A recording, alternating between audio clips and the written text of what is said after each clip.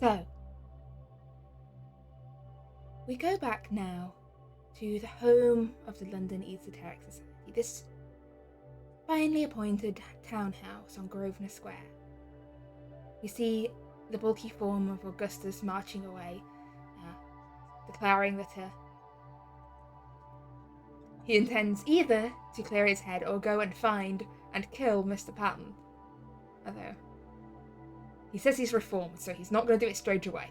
But he's holding back. Because he's a proper upstanding member of society these days. But as the door closes loudly behind Mr. Green, Maddie, you hear the sound of the door echoing up through the house and voices down in the library.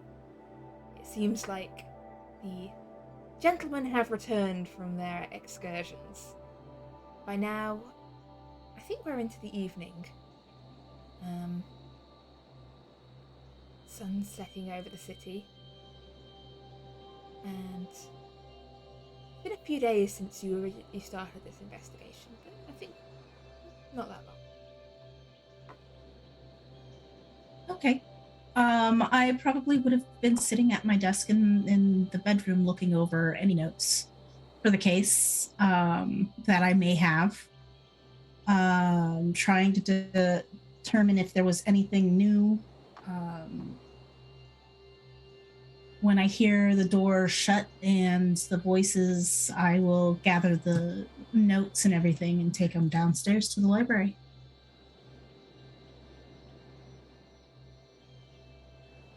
Okay, as you head down to the library, you see Mortimer, Franco, and James looking a little sadly towards the now closed front door, holding a plate of scones. Like, oh, I see Mr. Green's left. I'll take these downstairs for his return. Unless you'd like the scones, sir? I mean, they're not going to go to waste, right? I'll just take the entire plate.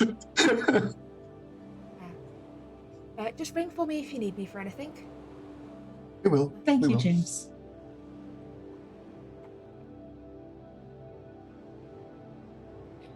How successful was it?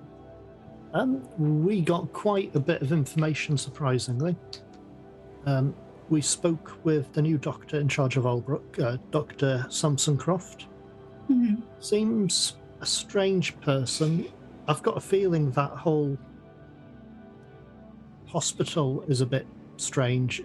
I'm not sure why, but he seems to know a lot more than he should. I mean, he didn't know that we came from the society without us telling him, and he knew my name without me telling him. True. But, yeah. It was interesting. I suspect there's something strange on with the hospital, perhaps caves in the cliffs beneath the hospital, more than likely. But that's just a personal suspicion for myself. We spoke with Charles Belfont. Basically, Quentin Matthews is somehow related to the Belfonts. It turns out perhaps cousins or second cousins, something along those lines, through something like that. Also, we spoke with a Rosie Moore. She's been pretty much in the various psychiatric hospitals since the age of 9, potentially. When she was 9, she saw a dark-robed figure enter their house, or appear in the house, and rip her father's heart out with, effectively, magic, then eat his heart. And since then, she's been in psychiatric establishments. But it turns out she herself is related to the Belfonts and the Matthews.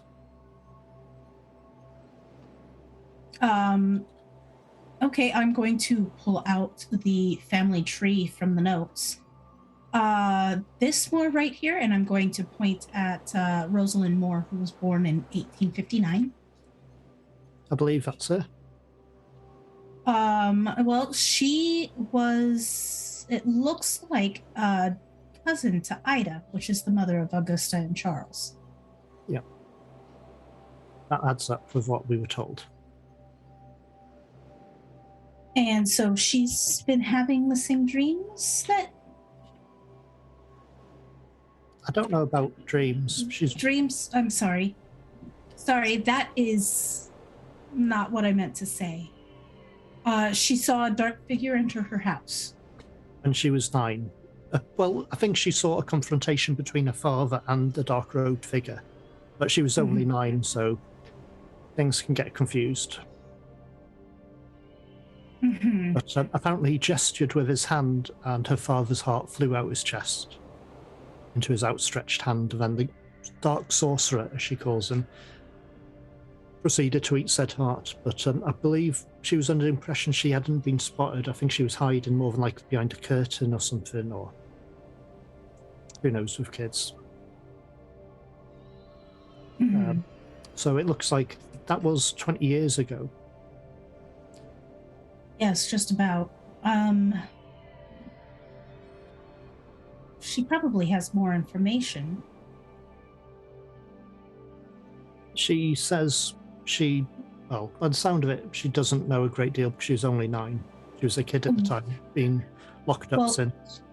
It looks like her mother died in childbirth. So we wouldn't be able to get any information from any of her relatives.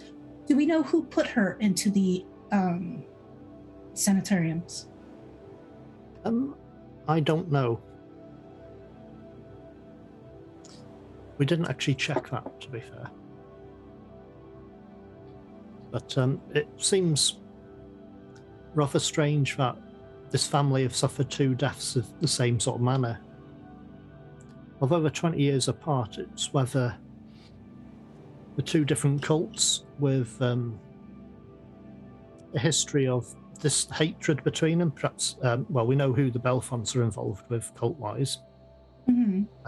Perhaps it was a conflicting cult against them and the Matthews. I'm assuming the Matthews and the Belfonts possibly same sort of cult idea, another family organisation, which I'm beginning to suspect Dr. H.Patton, simply because when we spoke with him, we met with him. He was the one who handled my my cousin's estate, helped sell some of the unusual items to interested buyers. Earl Grey's stuff. Basically, he sold stuff, valued things they had, and he was particularly interested in a necklace that was missing from my cousin's records. He was meant to have that silver necklace, silver and emerald one. Remember the Netocris necklace thing? That's missing from Earl Grey's collection. Apparently that was... He didn't state... Wasn't that on the beast? No? Nope. He didn't say it was that necklace. He said like a silver and emerald one, but the description matched what we know it is. He tried to get information off me as to what I knew about it, but I changed the subject because he said he's got someone who'd be interested in buying it. Someone who's very interested and would pay a lot of money for it. He wouldn't tell us who. He acts as a middle person. At least that's what he tells us. But he was trying to find out if I knew anything about this necklace or where it might be. And I may have changed the subject, or actually I think I said I'd keep an eye out for said necklace and let him know. Something along those lines. But the thing that was interested, he did agree that he had an appointment with that Quentin Matthews in that bar, but he didn't turn up. He was in France, so I had to go to France. I believe that's what he said, so he wasn't in the country. Who makes appointments and then not keep them? Not just that, not inform the person that he's not going to be able to make it. Exactly. Does he... I pull out a note of the description of the person that had met Quentin at the thing. The one that the huge beard. Did he match any of that description? He didn't say He huge did have a beard, beard. it just said bearded. He did have a beard, but I wouldn't have said a huge beard. But beards can be cut. Very true, but also it might not necessarily have been him. It could have been, I don't know if his father or another relative is about. It could potentially be his father, and he made the appointment, and the appointment's in his name, and perhaps he does have a perfect alibi, and he was actually somewhere else, and he didn't cancel the appointment, so someone else would turn up and keep it for him. Apparently Quentin Matthews had some family relics he was going to sell on. Okay. I'm going to switch back over to the family tree. Let's see. It looks like most of Quentin's siblings are still alive. We might be able to see which relics he might wanted to sell. We could try and find out. I believe he was from Portsmouth, so I'm not sure whether he'd have any family up here. Well, and I'm going to turn the paper so it shows the names. So it could be any of these people who have the information. But if it was a family relic and they didn't want it sold, maybe it was even his family. I'd find it strange about the heart being ripped out his chest. It seems the same manner of the previous murders. Although the throat was also cut, which is a bit different.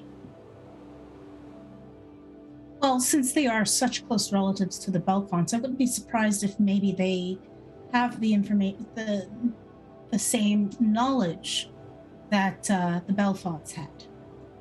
Perhaps. Or similar. Same beliefs, which is what I suspect.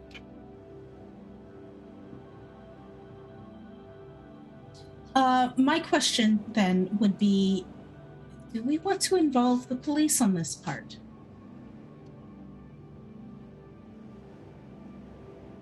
Because that's quite a few people to interview, and we don't have exactly the numbers or times to do it. I have an idea. We could give the police the information we have about how H.Patton had an appointment to meet with him, and we could speak to the inspector and be helpful, provide him what information we have, what suspicions we have. About the heart being ripped out the chest, that's a bit unbelievable, and the police would never believe something like that could happen. But we have a way around that if we want. It may be tricky, but if we give the police the information we have, they could probably chase up some leads for us. What do you think, Mr. Bernice? I'm not sure. The police was very clearly saying that they're not gonna, that they were going to continue his or Inspector Friend's case, and I'm assuming, but that they assume the entire thing be an accident, and they were kind of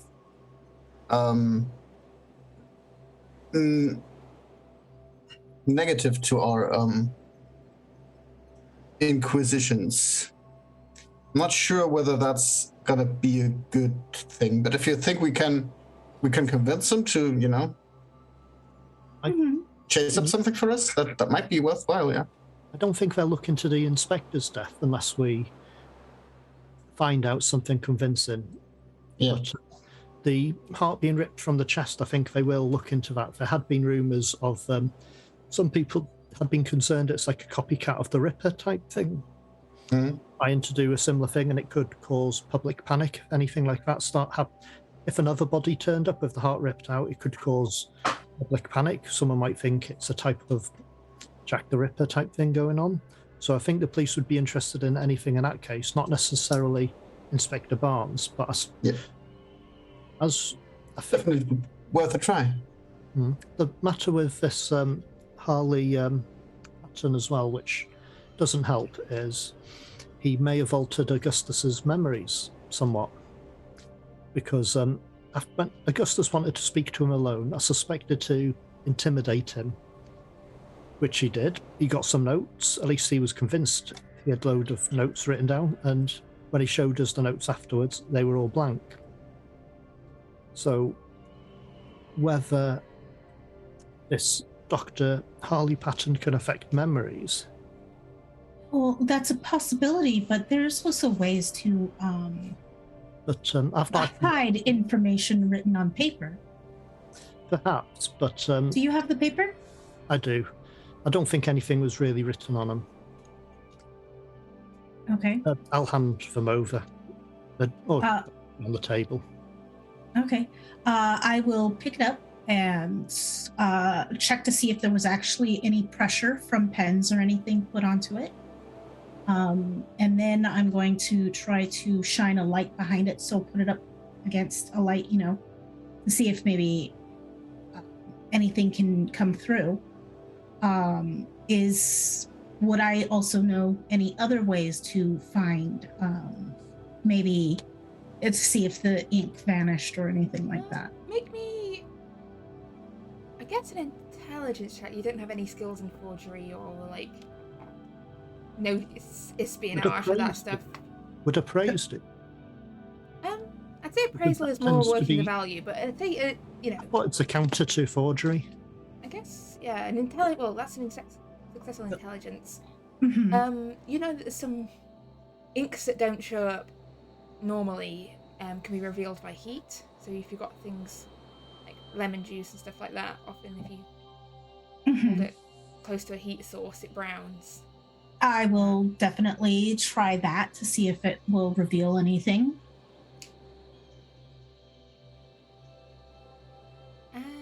As you sort of hold it up, I guess you've got fire, candle, lanterns, whatever heat source you're going for. You see a single line appear on the piece of paper. Stay out of my way.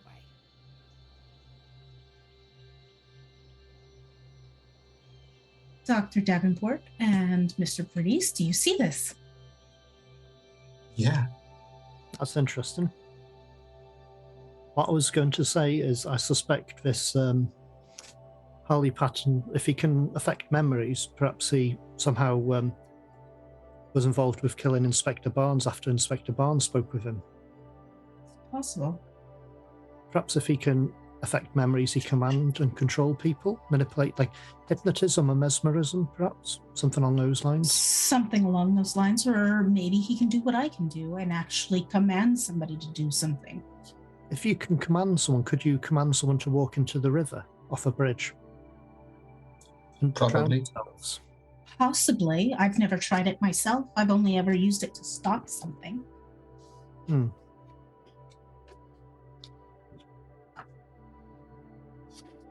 Yeah, I suspect that's probably something along those lines as what happened with Inspector Barnes. Because if he was to turn up with his heart missing, I think it would be quite a few red flags for the police. Too much attention. Well, what do you think we should do? Should we invite the inspector who's taken over the case here, or should we go to his office? Either. We could put the option to him and see what he prefers. All right. What I was also thinking was, once we've got an idea, I do suspect this H.Patton potentially is the murderer.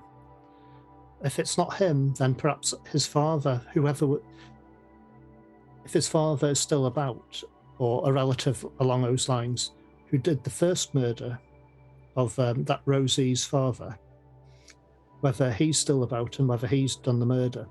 Once we've got an idea whether he's still alive, we could, because the police would never believe someone would use sorcery to rip a heart out of someone's chest. So they would evidence. need something. They would need evidence. So what I was going to suggest was I have a spare set of surgical instruments, thanks to Franco, from that cultist place we went into.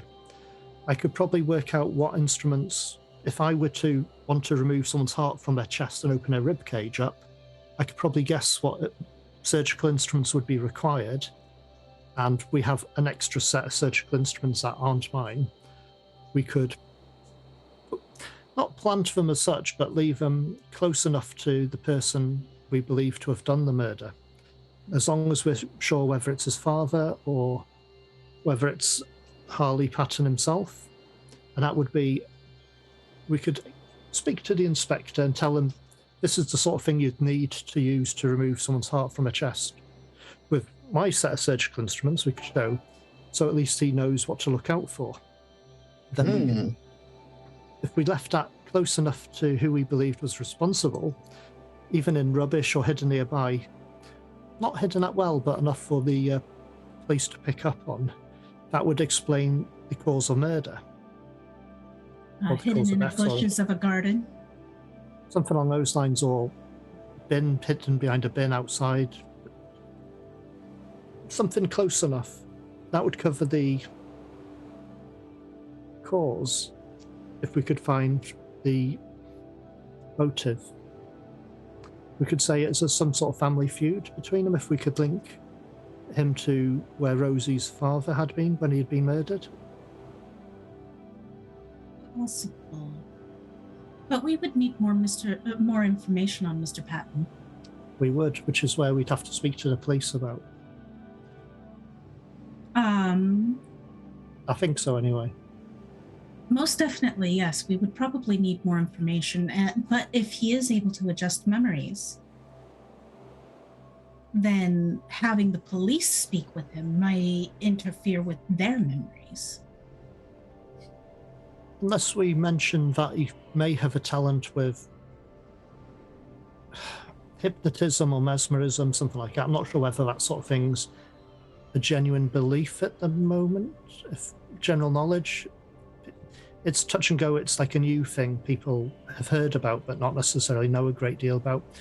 We could just float the rumor that we believe he may have some sort of talent with mesmerism or hypnotism and tricking people with words. So it's not a good idea to be on your own with him. He didn't try to affect our memory when we were together. It was when Augustus was on his own. So I suspect there's a limit to what he can adjust. Perhaps they need someone on their own to be able to do so. True. All right. Out on our own. Sorry. What was that? About being on our own. I think it might be interesting to take a more detailed look through Mr. How's it called? Yeah, we had the name multiple times right now. H.Patton. H.Patton, exactly. I would think I wanted to go and take a look at that. What sort of doctor he is as well. Yeah. We just, so we can. It kind of want to know that he's gone beforehand, knowing that he's able to do stuff when you're alone. But just so you know that when I'm gone, that I'm probably there in case something happens. Well, Are you sure you didn't want someone with you? I mean, I would want, but I'm not sure where Augustus just walked to, and I'm not certain on how. If you would come with me, Miss Carter, and I mean, against like sorcery, you're probably the best bet. It's like backup. I could. We should probably determine how many are in his household first. Yeah, I would Before probably we do that, because the last thing we would want is to be caught. On as well, we should probably see how many. Yes, Keeper. Just to point out, because you weren't here last week, you went to his office, not his house. Yeah. Oh.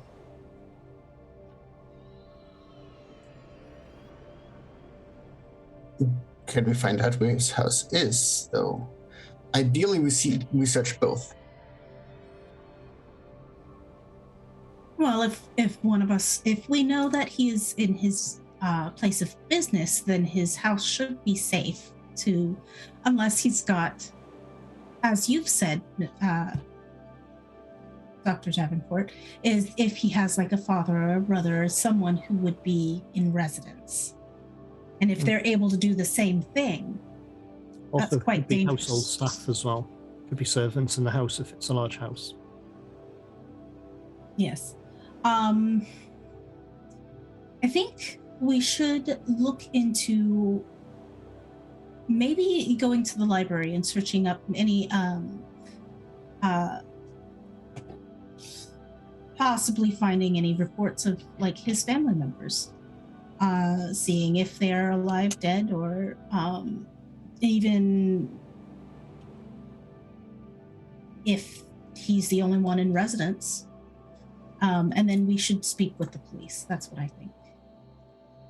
Okay. Not useful for both of those things, so I'd probably observate the office in that time. I'll keep myself back. I'm not gonna enter it. Mm-hmm. I'm just maybe I'll follow him a little if he's leaving. Okay. Keeping yourself safe, but Yes. maybe you can also locate his residence if and through any other route.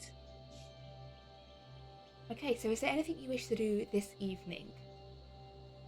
Or shall we move along to the morning afterwards? Maddie will write out a note to Inspector Thorne requesting him a chance to speak with him either in his office or here at the residence. Okay, and are you sending that over this evening? Yes. To schedule a time for the next day. And are you inviting him to call at a certain time or just at his convenience? I think I would say if he's available at a certain time. Okay. I would make it a point if he says he's not available between like 9 a.m. and a morning noon. Call. Yeah. I would make a point of staying in the residence to meet with him. Okay. Mortimer and Franco, is there anything either of you wish to do this evening? We know that's just an office, right? So, what do you think? Should I mean, break-ins happen all the time, everywhere, right? There didn't seem to be a great deal of information there. I mean, we didn't really get the chance to probably fleece the place, though. Very true. I would avoid breaking into his office if possible, only because we will be speaking with the authorities about him. Yeah, probably an idea not to break in tonight. Maybe another night. Maybe another night. After. When it's less. Following shouldn't be a problem, though. True, though I'm not sure whether he's still in there, so I would probably just stay awake at night if I went there and would just watched. So I guess nothing for this night, I think. Okay. Hmm. In which case... Oh, Mortimer, was there anything you wanted to do? I was just going to say, probably just a quiet night unless something strange happens to us overnight. Yes. Mm-hmm. Well, I am going to ask for a power roll from Franco still.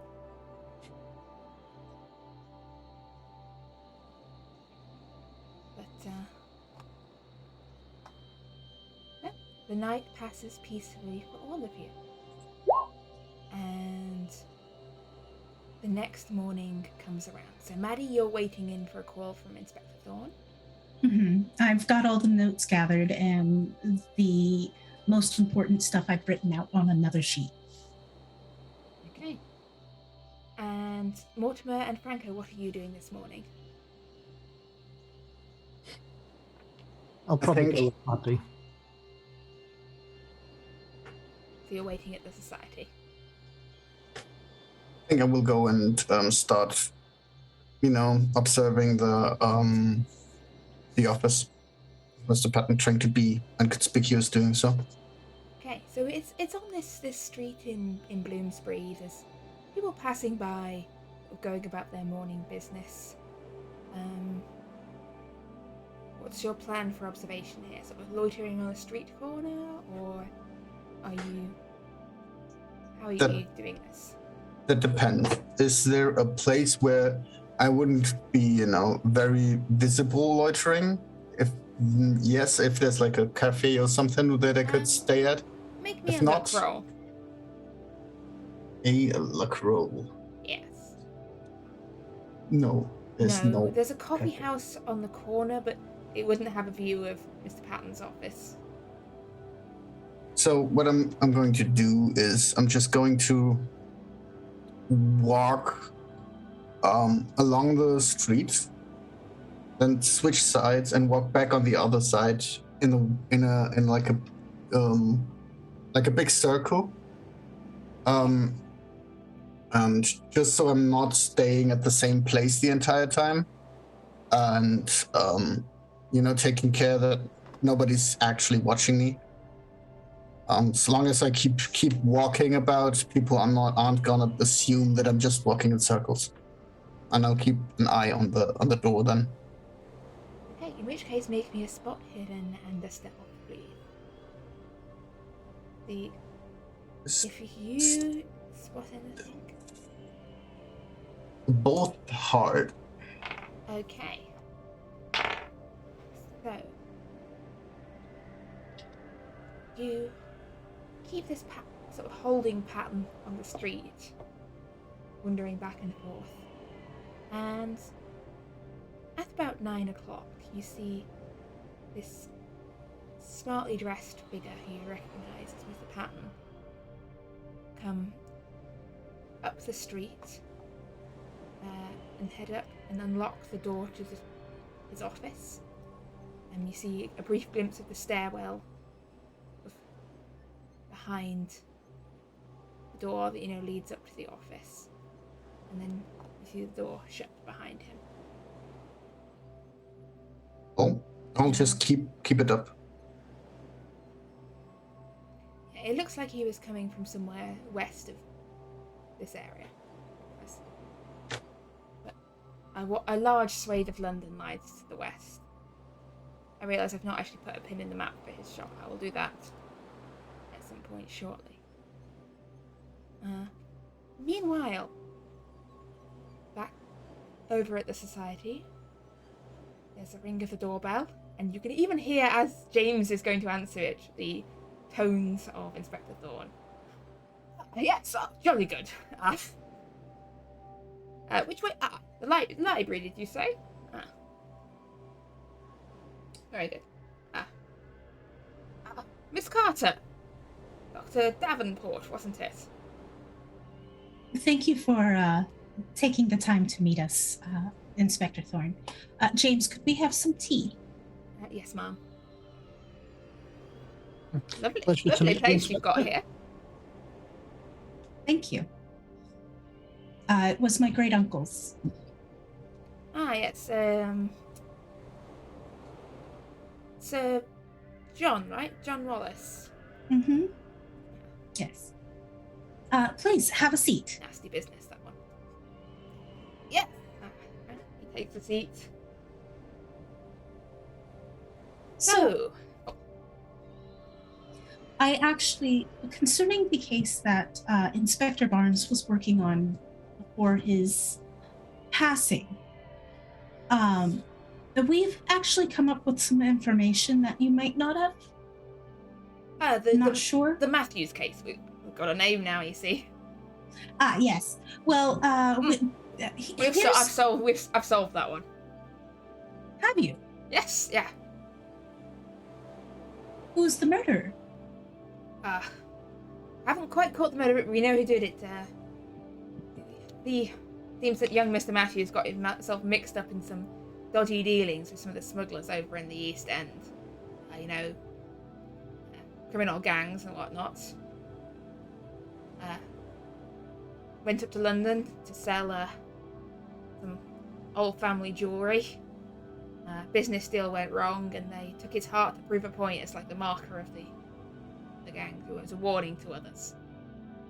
Oh, well, and I'm pull out all of the notes that I That's what comes of mixing up with criminals. Yes, well, actually, it wasn't regarding Quentin Matthews. He was supposed to have that meeting there in that inn with H.Patton. Oh, I spoke to the gentleman. They never met. He'd gone to France to handle some other business. He missed he's missed his meeting with Mr. Matthews.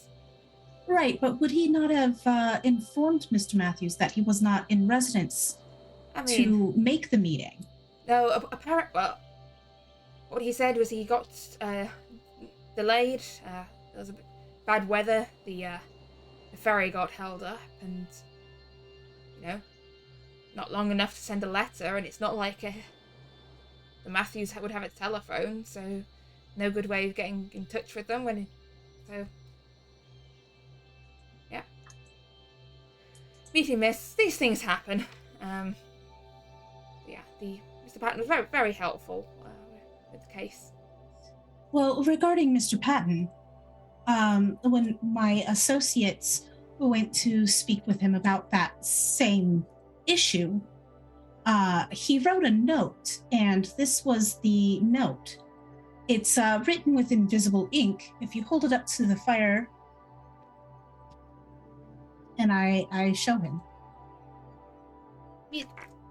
Anyone could have written that. There's no reason to think that was from Mr. Patton. Dr. Davenport?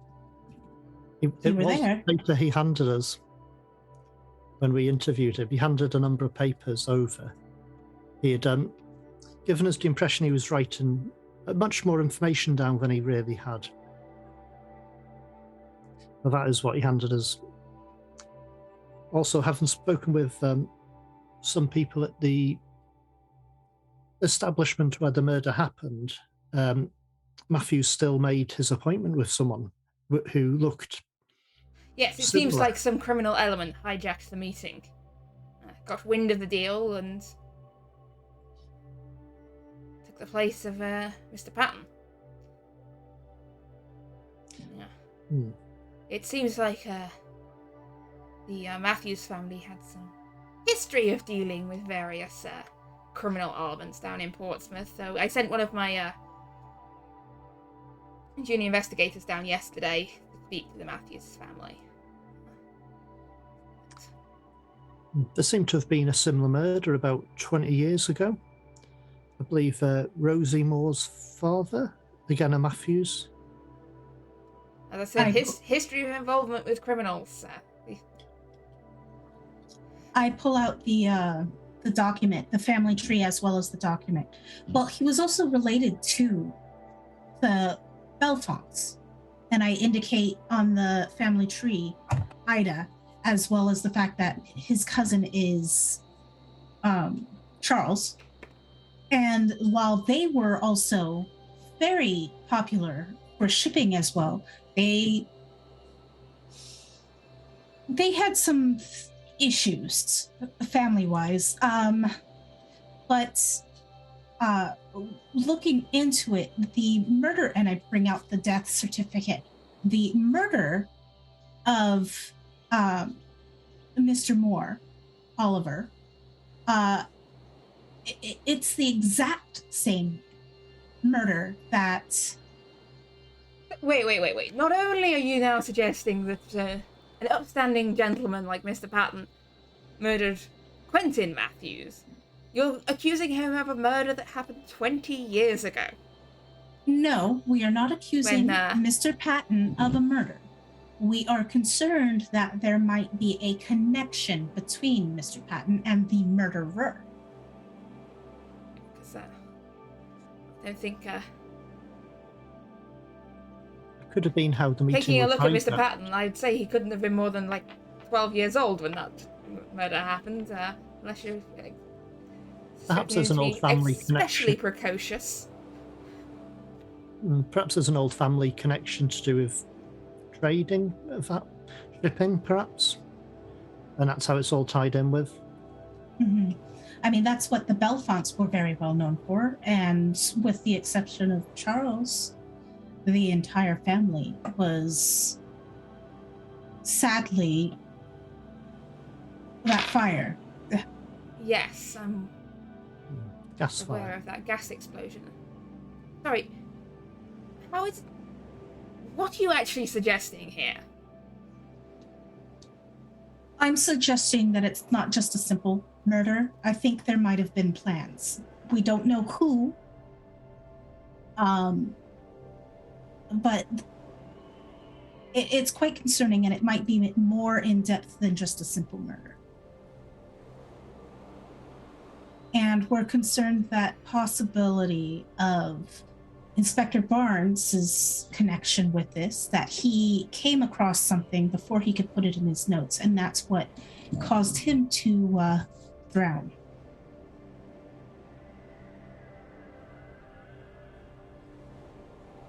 As far as the official records go, Barnes's death was a tragic accident.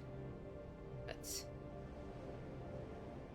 I hardly think it likely that there was anyone but himself involved in him ending up in the river. He had troubling cases of late, and he talked of strange dreams and cults of sorcerers lurking in London. He was not a well man. Were you able to find any more information about the Matthews family? You mentioned you sent someone to Portsmouth to speak to them? Yes, fishermen, shipbuilders, no one of any particular note or interest. They had some old family jewellery that apparently an ancestor brought down when they moved down to the south coast. But where did they move down from? Not Orkney or somewhere like that? Yes, somewhere up in the Scottish Isles, yes. Inspector Barnes has been looking into Orkney for some reason. But they believe that Quentin went up to London, stole his jewellery, went up to London to sell it, and never came back. Is there any... I'm sorry. Has any of that jewellery been found? No, we presume whoever killed Quentin has it. And we will carry on looking, but cases over in the East End often never get solved. Are you counting this case closed then? For now, we're moving. We're not actively investigating it.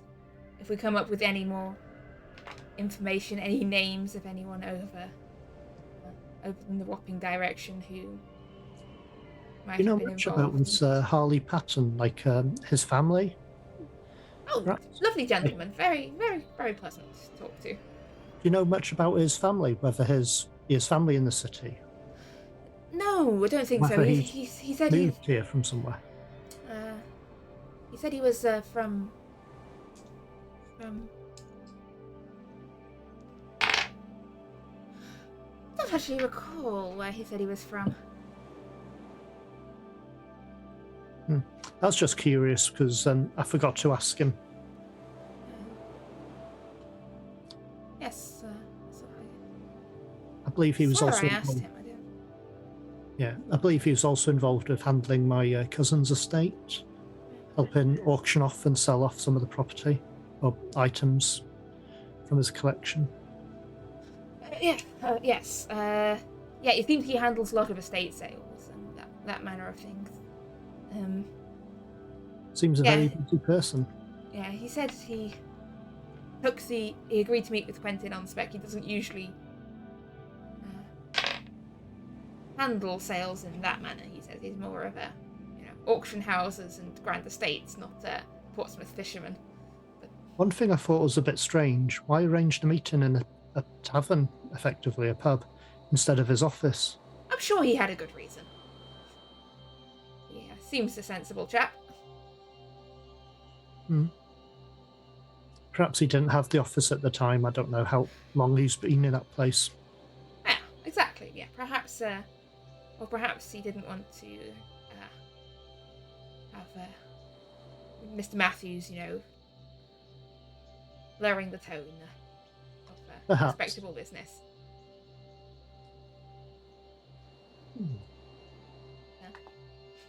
But you've been very helpful. Thank you, Inspector Thorne. Right. You seem to have had this case solved. Yes. See, moving on to other cases. Always busy in London. Well, if you need any assistance from us on anything, as I tidy up all of my notes and tuck them away, please let us know if there's anything we can do to assist. I will do, yes. Right. Well, I'd better be getting on. I've got other meetings to be going to. Thank you for the tea. Thank you for your time. Good day. Have a And pleasant day. He leaves. Well, that was Well- interesting. It seems like his mind was muddled as well. Yep, I suspect he met him on his own.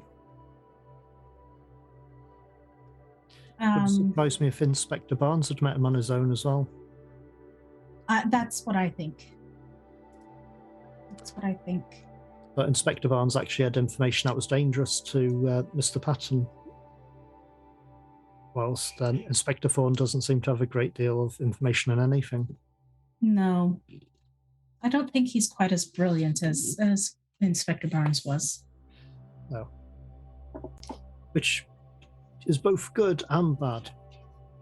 Mm-hmm. Good in which way, if we get an answer, he could be easily led to the same result. Mm-hmm. But it would involve work. But we need to find out about H.Patton and his family as much as we can, perhaps where they've come from, see if they're linked to Portsmouth as well. I cannot remember, Keeper. Rosie's father, was that in Portsmouth, the murder? I cannot remember if that was mentioned. Brighton, which was where we were at the time, yeah. Or whether Patton has any connections to any coastal towns like Brighton or Portsmouth, or any places linked to the Belfonts. Yes. Perhaps we can find some information at the records. I might also potentially be able to get some information from the harbour. I have a friend who works in the harbour. We could possibly, I don't know how much information he'd have, but he might be able to find out whether or not H.Patton had really left for France. I don't know what sort of records they keep. Or if he's able to find someone who knows. Yeah. Well, if you want to go to the harbor and find that information out, I'll go to the library and request records. Can do. Or I could help you with what you're doing. This is just paperwork. I doubt I'm going to run into anybody who can mesmerize me. It's never a good idea to split up, but we can do. You might want to check on Mr. Bernice on your way.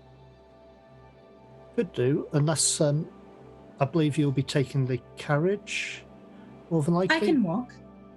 It's whether you go past where Franco is likely to be. Oh, I suppose I could walk past where Franco is.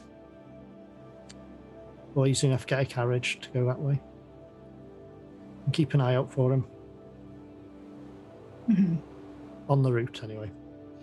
Well, we're not very far from the library, are we? No, not too far. I'll walk to the library. You can take the carriage if you need to. Okay, so Maddie is walking over to the library. Mortimer is taking the carriage down to the docks. And Franco, having seen Mr. Patton enter his office. What are you doing now for the rest of the morning? I'll keep my holding pattern. Around and around. It's a good workout, and at the same time, I'm basically waiting for the moment when he leaves. Okay. Intending to follow.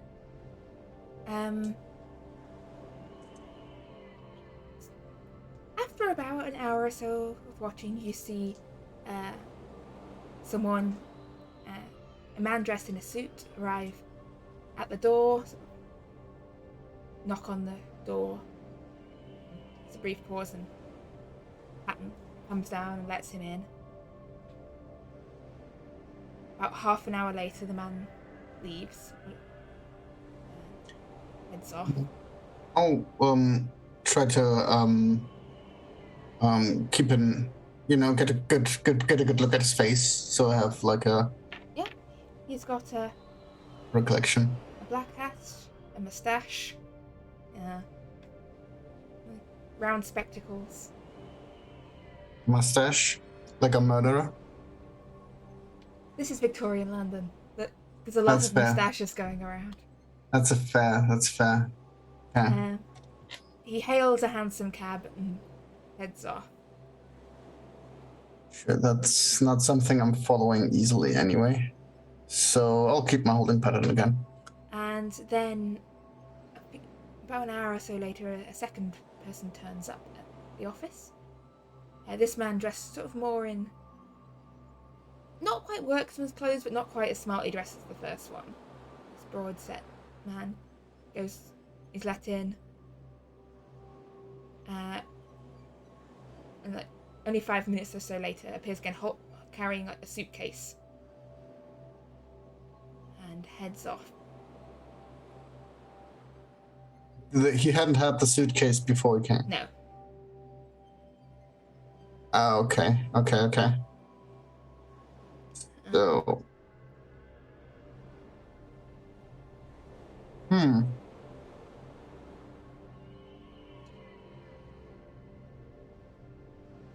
I'll keep my pattern, I think. I'll stick behind. So I'm wondering what's going on. If he's leaving, if that's maybe like a servant that's carrying his luggage to wherever. I'm thinking of taking trying to robberies are tragic things, but I'm not really good. I'm good at breaking and entering. I'm not good at physical stuff. So once again, cursing that Augustus isn't here. I'll just keep it up. Okay. And as we get around the end of the morning, you see Mr. Patton himself emerge from the office, lock the door behind him, and head off at a jaunty pace down the street, whistling a little tune to himself. Sure. I'll follow him. You see him head off round the corner towards what we call a chop house. It's a dining establishment. They serve, Okay. pork chops or other things, some vegetables.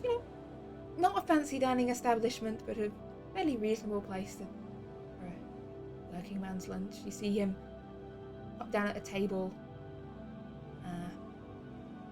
order some lunch, and after a brief moment, another figure, the same man you saw leaving with the suitcase, comes and joins him. Orders food, and they set about eating their lunch. Are they talking to each other? If yes, I would go closer, try to get a listen. It's quite a noisy hall. There's lots of people around. You'd have to get fairly close to listen to them.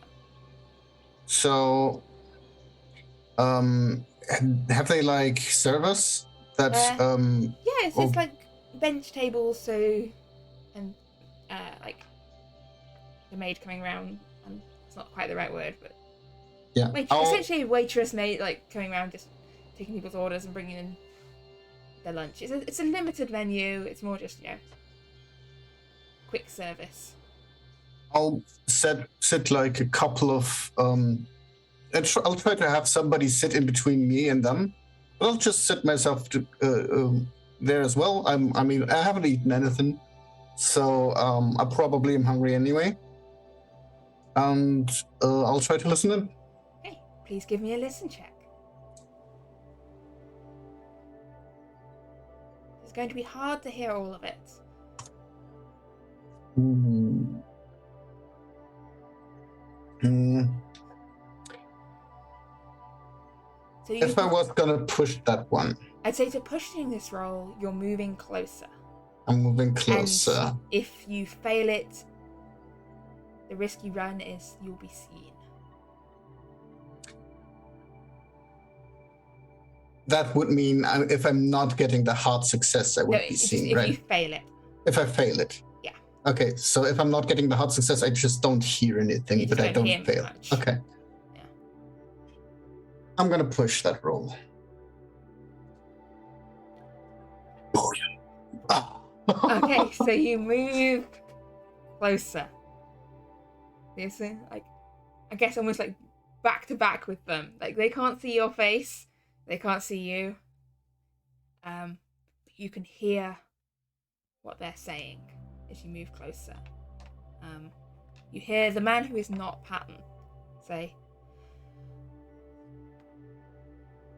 "Yep, yeah. Handed it right over, no problems at all. I bought you your tickets. When you got any books or stuff in the office that need moving?" "Not many, just a few usual things. I'll get them packed up tonight. If you sort everything at the house, I'll get everything from the office. Be on the boat before police officer starts to come to his senses." From what you said, I don't think he'd ever come to his senses. I think you've looked out on this one, Harley. You found, I think, it seems hard to say, but the stupidest police officer in all of London. Yeah. Even he... better safe than sorry. Been here too long, anyway. And, people start to get suspicious. It only, account for a good exercise regime for so much. And there's those people from the society looking around. Did you manage to get any more on them? Watch the house. There's been quite a few comings and goings. Seems there's a fair few people either living there or working there. I think the woman... Well, 2 women seem to own it, as far as I can tell, but one of them's not around much at the moment. There's Miss Carter. That seems to be the one that's around the most often. She's, hang on. That's Sir John's great niece, right? Yeah. I think from the... So she's had the place for a while. And then the bookseller you met. A reporter, Mr. Bernice, who's sort of come up in the world, was working for one of the shitty tabloids not long ago. And this Augustus Green fellow that you ran across. Yes, he might be a problem. I pacified him for the time being, but he's rather the shoot first and ask questions later sort of man. I think we'd best avoid him. But you weren't able to get in?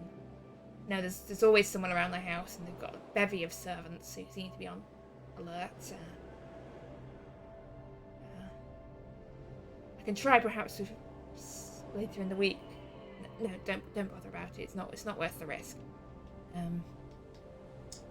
Perhaps the bookseller's place would be a better place to look. If he's at the society a lot, then he can't be at his own shop. But well, I said you'll have to handle this. I will.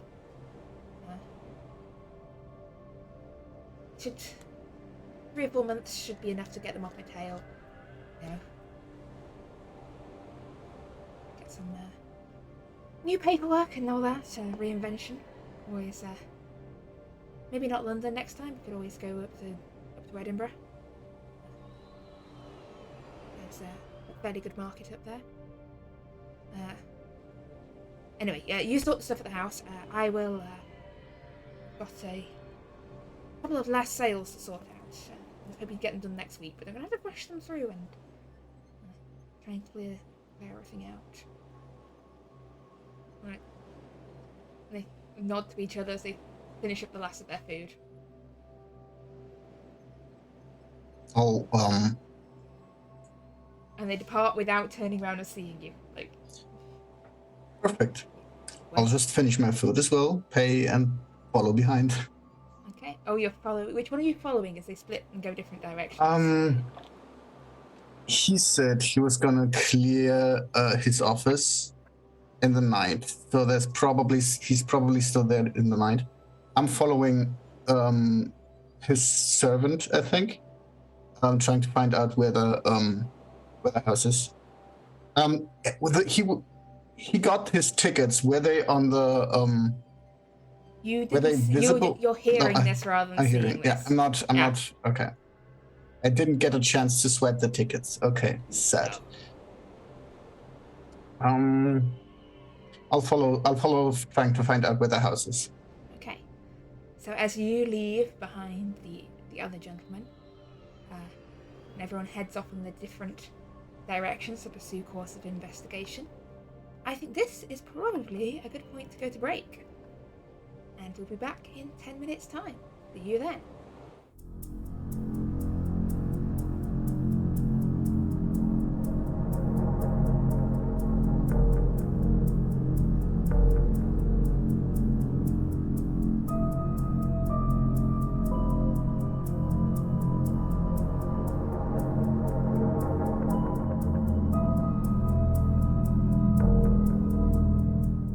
And we are back.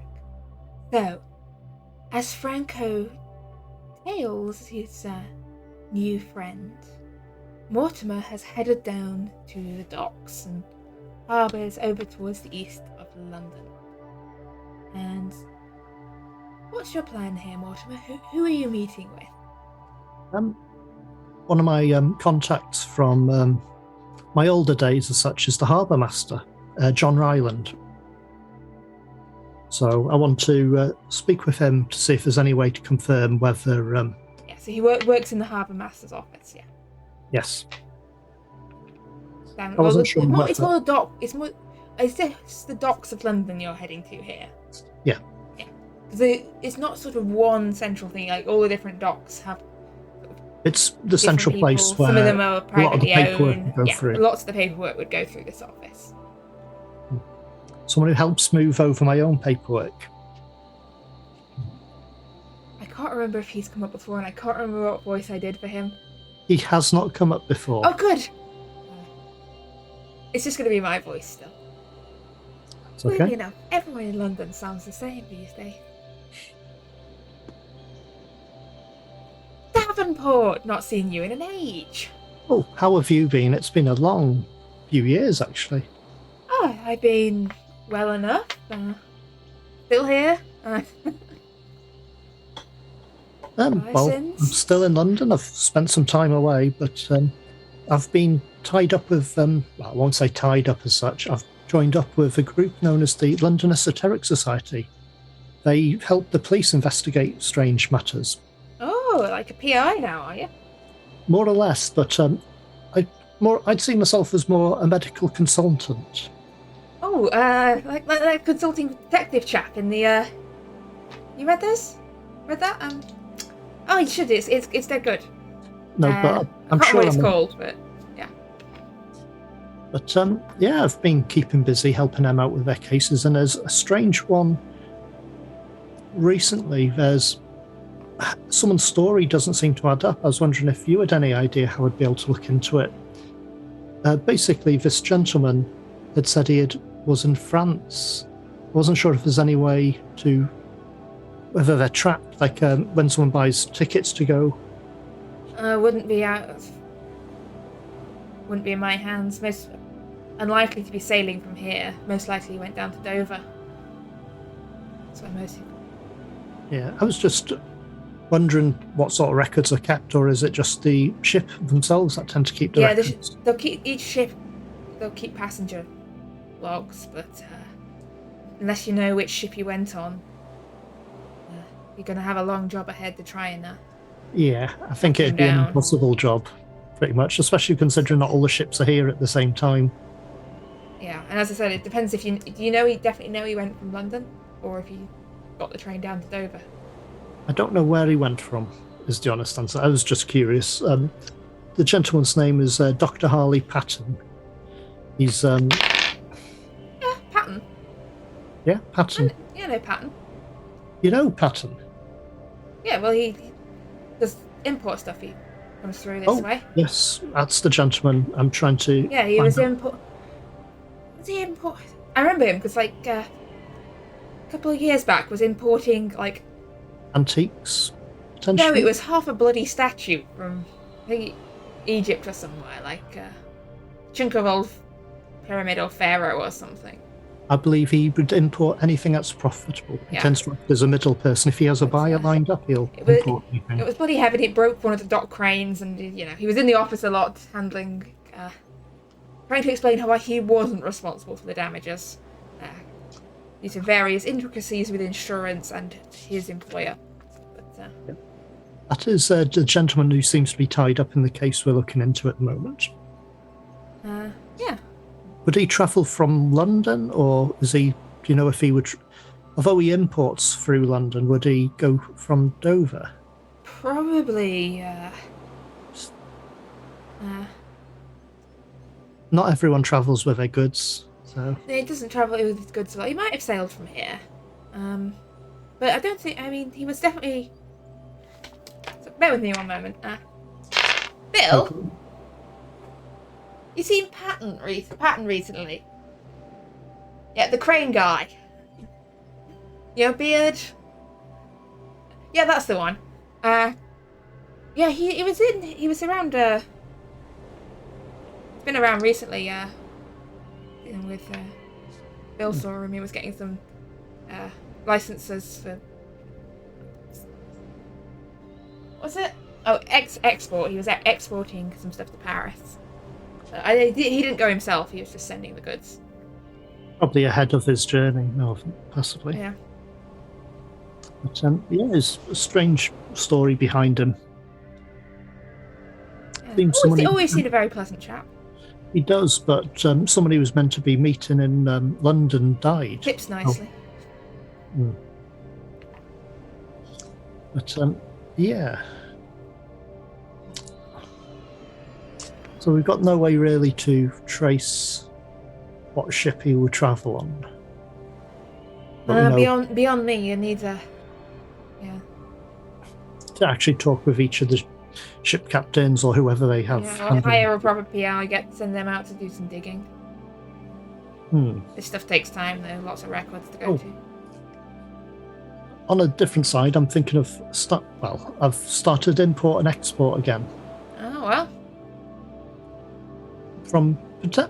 From Europe this time rather than the Far East and Egypt.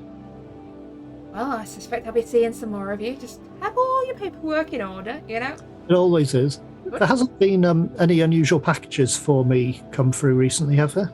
Not that I've seen. I would have noticed your name. No, I'd received a letter from a friend of mine in India a few weeks back. The letter had been water damaged, so I couldn't make all of it out, and he mentioned he was sending me a small crate of some unusual items he found from a cave that had been uncovered in the mountains in northern India. No, it doesn't ring a bell with me. No, not seen anything in your name. It could be delayed because I don't know how. If you give me a forwarding address, if it comes through, I'll send you a Yeah, I'll do telegram. just in case. It's very likely going to be water damaged if the letter was anything to go by. Well, we'll see. The danger of shipping. Well, it was lovely to see you again. Thank you for your time. Yeah. So potentially he's sending stuff to Paris. So, if I were to travel to Paris, the quickest route would be from Dover. Probably. Yeah. That's okay. No trouble. Thank you for your time. All right. Well, as I said, drop by any time. I think I'll be seeing you more often. Okay. So as you depart the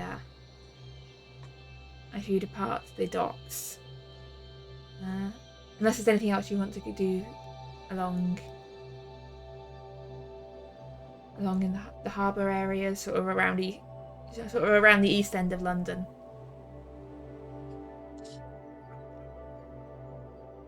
Not really. I don't think they keep records of train tickets, to be fair, because anything like that you wouldn't. They wouldn't keep records. People just buy a ticket and head from A to B. Yeah. It's different with travelling by ship, because you need to know who's on your boat. I mean, even stuff like the ferry to, like, France, there might be people keeping records. Like, I'd have to double check. Like, that would more be in the realm of, I don't know if you would need a passport at that time and that stuff like that. But it wouldn't be the shipping company's responsibility. I think more than likely, I'd suspect you'd have to give a name to the ship you're travelling on. Yeah, just but they wouldn't be publicly accessible records. No, they'd be just a record of who's on the ship, mainly perhaps so we could deal with stowaways, or so we know how many people they have on the ship. Yeah, I'm looking. I think most people would have gone down to Dover or Folkestone. I can never say that town right, to get to France rather than going directly from London. Safer and shorter journey because London's so busy with shipping. Yeah, because there was a train line down the coast, and then you get on a boat just for the short bit. So, would have been a more comfortable way to do it rather than going on a boat all the way. That's all cool. So I'll probably, depending on how long that's taken, I may just head towards the library or to see if Miss Carter's still there, but I may end up just going to the society, whichever's closest to me. To be fair, if I've got the carriage, I'll probably just go straight back to the society because that's where it is. So as you head over to the society, Maddie is back at the library.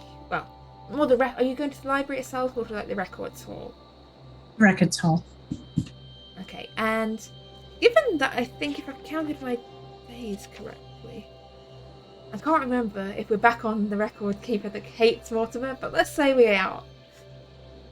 Because the same very officious gentleman that you dealt with before. Mm-hmm. Hello. Oh, hello again. I was wondering if I could get some records on Dr. H.Patton and possibly his family. You got any other names? I have no other names. Just last name, surname Patton. Patton. Yeah, I'll see if I've got anything. Take a seat. Thank you. Time passes by. I wait there patiently. There's rummaging, paperwork is sorted, and then the records keeper reemerges. Not really got anything on a H.Patton. Any other patents, maybe? I mean, we've got a whole lot of patents. But I can't. There's stacks of them, but no H.Patton, or at least none in recorded here. We don't have exhausted records. It's just anything that happened to get also filed with here. If they're not London based, then possibly the records were never sent here. Well, thank you very much. I appreciate your time. Yeah, but yeah, no Harley. Right. Thank you. I will leave. I'll go back to the society. Okay, so you're heading back to the society as well. And Franco, meanwhile, you have exited the chop house, and you're following not Mr. Patton but the other gentleman. Exactly.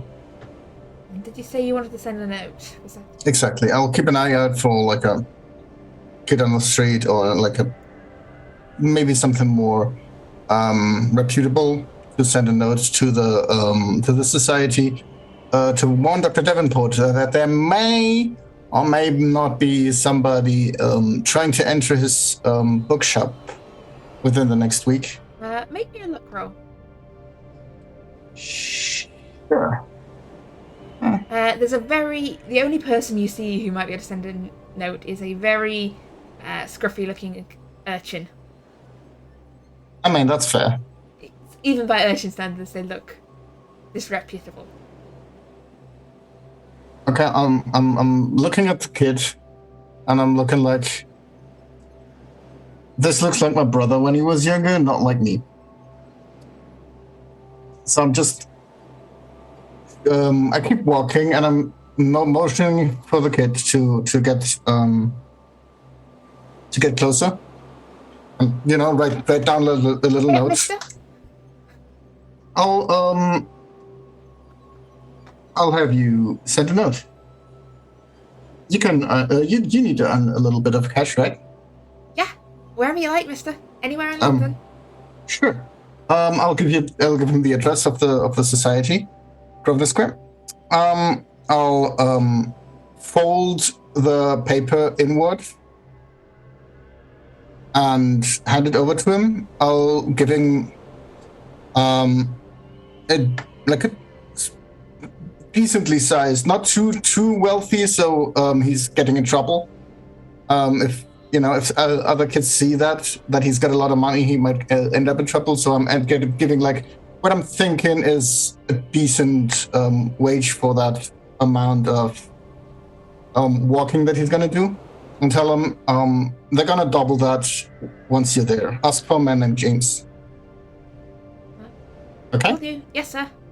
And I'll give it to him. I hope that doubling that is enough of an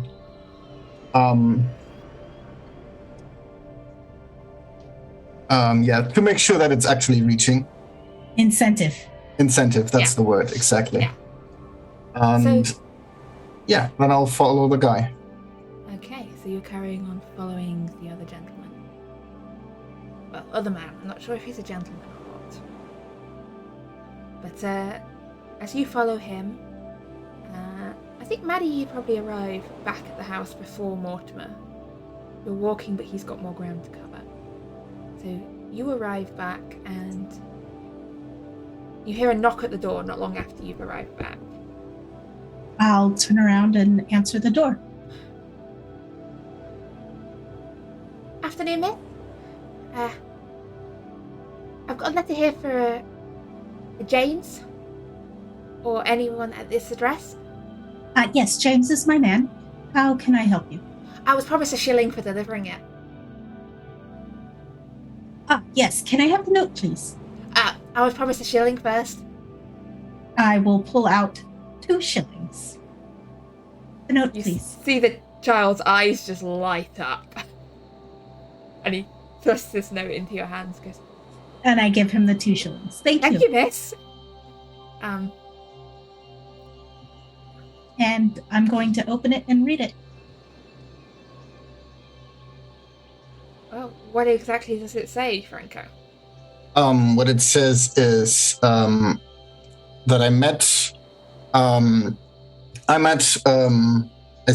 I saw the two of them meet. That I overheard what they were talking about. That our Mr. Patton is trying to leave. And that his servant maybe was investigating our house at the society, deciding that to be too dangerous to break and enter here, but that Mortimer's place is a potential target for a break and entry along the next week somewhere, and that he should take precautions, and that I'm currently following that person. James? Yes, Mom? I think we might need to hire some assistance from Dr. Davenport's bookshop. Of course, yes. If you would help to facilitate, possibly someone who is discreet, and Bo's got a cousin. Bo's got a wonderful. As strong as Bo as well. I will have to check, but apparently he used to work in the circus. Bending iron bars and whatnot. Does he have a? Of course, I'll expect. Does he have a brain as well? I'm not entirely certain. Well, if you could look into it, we should have someone assist Dr. Davenport at his bookshop at the least. I will do. I'll go talk to Bo and I'll make inquiries. Thank you. And I will go to the library and just start pacing. Yeah, and you've not been back for that long when Dr. Davenport returns.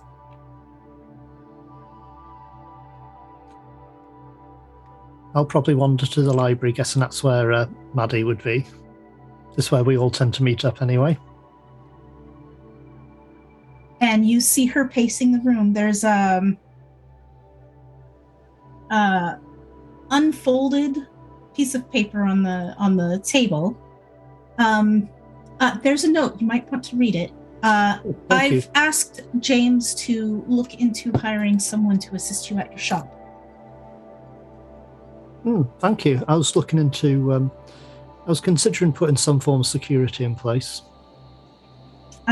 Possibly Bo's cousin, so should be a good enough person. Bo's pretty good, so his cousin should follow suit. Yes, the place is much more difficult to get in than people expect. When I took over the business, I was concerned about how valuable some of the books I trade are. So I had all the locks replaced with better quality ones. Also, I wasn't quite sure what happened to any copies of keys that may have been for the property. Mm-hmm. And had wooden shutters put in, so at night the shutters can be sealed up, and the front and back doors are reinforced with metal bands to make it more difficult for anyone to break in. More than likely, someone choosing to break into said property would choose the back door because most back doors to shops aren't that strong. Right. Well, it looks like, according to that note, it looks like somebody may be planning to search your shop soon. Well, that would be interesting. To catch them. It's one way to catch them. Mm-hmm. But anyway, I spoke to someone at the harbour to try and find out a bit more about this H.Patton. It turns out he's, he imports and exports stuff through London. But he's recently had some goods sent to Paris. It looks like he may be shipping his stuff over to Paris for some reason. I don't believe he would travel from London to Paris directly by boat. More than likely one of the southern coastal towns, like Dover or Folkestone, he might choose. Mm-hmm. He'd probably get a train from London to one of those and then travel over that way. And the fact that he's recently shipped some of his stuff over there means it could be very likely that he's planning to move to the continent for a short time. Oh, most definitely. That's as indicated in the note. He's planning to leaving, and I was not able to obtain any reports from him at the record hall. Not of a H.Patton. It's possible that he's not native to London, which no reports would provide, but it's also possible he's not using his real name. That's the other possibility. Yeah, we just need to hear more from Franco when he gets back. It is certainly a puzzle. Well, speaking of Franco, the man you're following,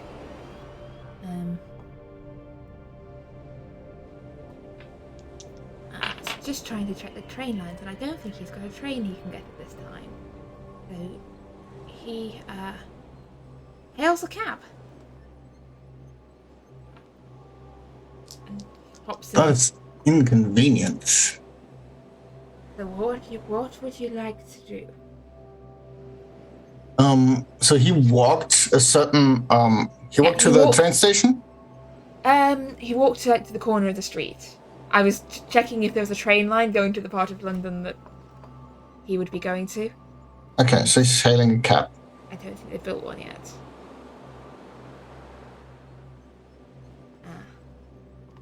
Yeah. So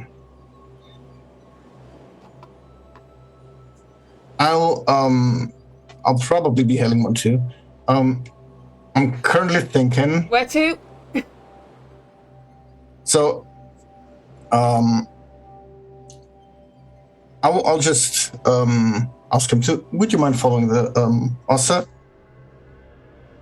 The cab in front of us. Oh yeah, I'll follow that cab. Just follow. Yeah, it's fine. I'll pay generously. Yes, sir.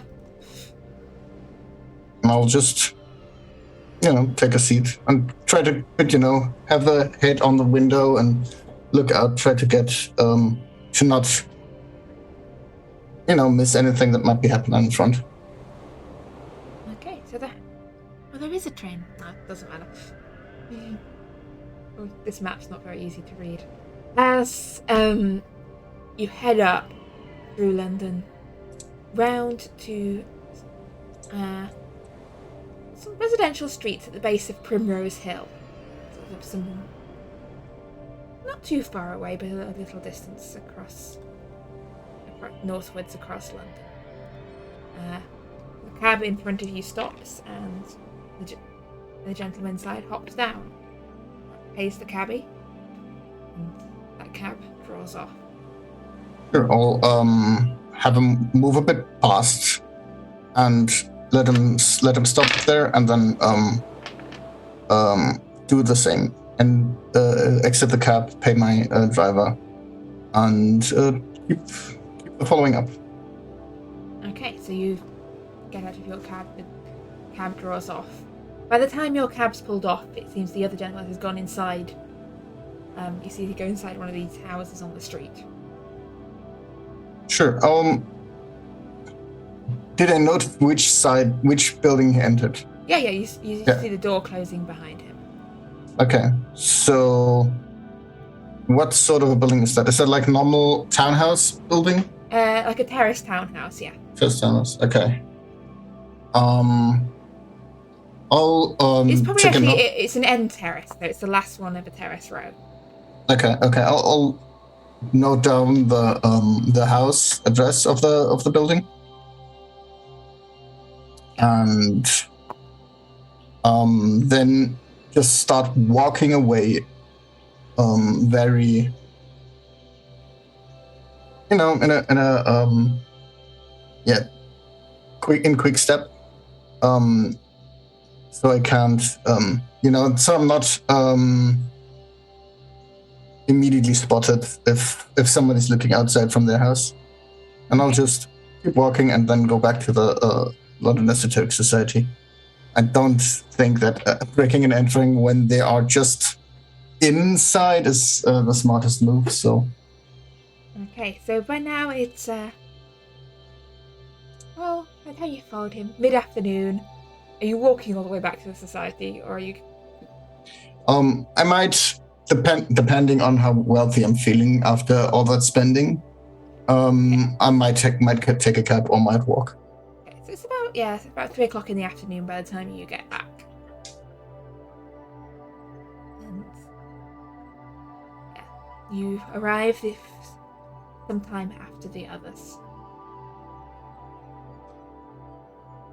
Hi, I'm back.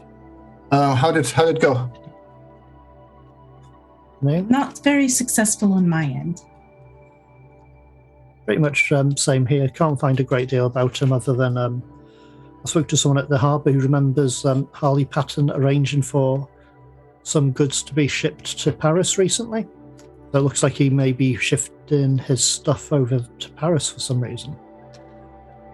Yeah, he's a bit nervous. I listened in on him, and he told me that we were snooping too much around, and that the cops were snooping too much around, and obviously the whatever he did to Augustus and to the police officer was a temporary solution, and that he needs to leave before they come to their senses. He had like a servant that was carrying his bags away. I followed that servant to this address, and I'll hand the address over. Didn't break and enter anywhere. I might have had the time had I not listened in, but so he's gonna go. We are getting too close to him. He's very concerned about what we could find out. So I think we have our murderer. Right. I think we're pretty sure. I'm not thinking we could get a conviction for the cops out of that entire thing, but I mean, he's alone at his office tonight. So he's emptying his office tonight, and someone else Yes. is handling his house. Exactly. So, if we were to, trying to search his office tonight and had the thing that happens sadly all the time if we end up in the wrong building at the wrong time, that would solve the problem. Yes, but then it would put suspicion on us because we were the ones who pointed him out to the police. True. I mean, we don't actually have to burn down the building. He might just vanish. No, we should not resort to arson, but no, we can't let him just vanish either. He has to come to justice somehow. I mean, he's leaving. He's got tickets and everything. I don't think he's going to stay for even a day. If he's got tickets, it's very possible he'll travel by train down to Dover. That's the most common route to cross over to Paris. So should we just get tickets to Dover? A little Paris trip. Yeah. I mean... What about the house? The house gets cleaned out by the servants there. And that servant... I think I wrote it in the memo that servant is gonna break and enter in your shop, Dr. Davenport. I too. But he'll try to. I mean, he wasn't really good at noticing me following him, so... And as far as you're aware. As far as I'm aware. He wasn't also very good at, letting me sit right behind them, listening to every word they were saying. It was fine. I don't think that they're very perceptive. We could probably go after one or the other, so who do we go after? I mean, if we'd not enter his office, right, and leave that day, he's gonna have everything incriminating gone already. So breaking and entering... If there's anything at his house. Yeah, but that's the stuff that the guy is supposed to take care of. Yes, but he's supposed to be breaking into a bookshop within the week, which means the house is likely not to be packed up and cleaned out before the week's over. It'll probably take longer to empty the house than an office. Yeah, I mean, I'm not sure whether they'll empty the house or just, take the cultic stuff and put that away, right? You can keep the house if it's just a house. There's probably a couple of servants that'll still have to live there and still have to take care of it if any incriminating books or stuff are gone. He was alone in his office as well when we first met him. Yeah. But the problem is, if we confront him, what do we do with him? I mean, if we confront him for nothing and not in the intention of making him vanish, there's no reason to confront him because we have nothing to do with him. We can't even... And it was him responsible. But we've got no way to prove it to anyone. And we've had difficulty finding any information about him, whether he's using a real name. Or if he's even from the area. Or if he's even, he might be the same person back then and now. I mean, we know that there's the possibility of just taking a mind and putting it somewhere else. So it might be a different body, but that's it. Keeper, I don't know of his name being linked with smuggling, do I? Not that you've come across now. It's okay.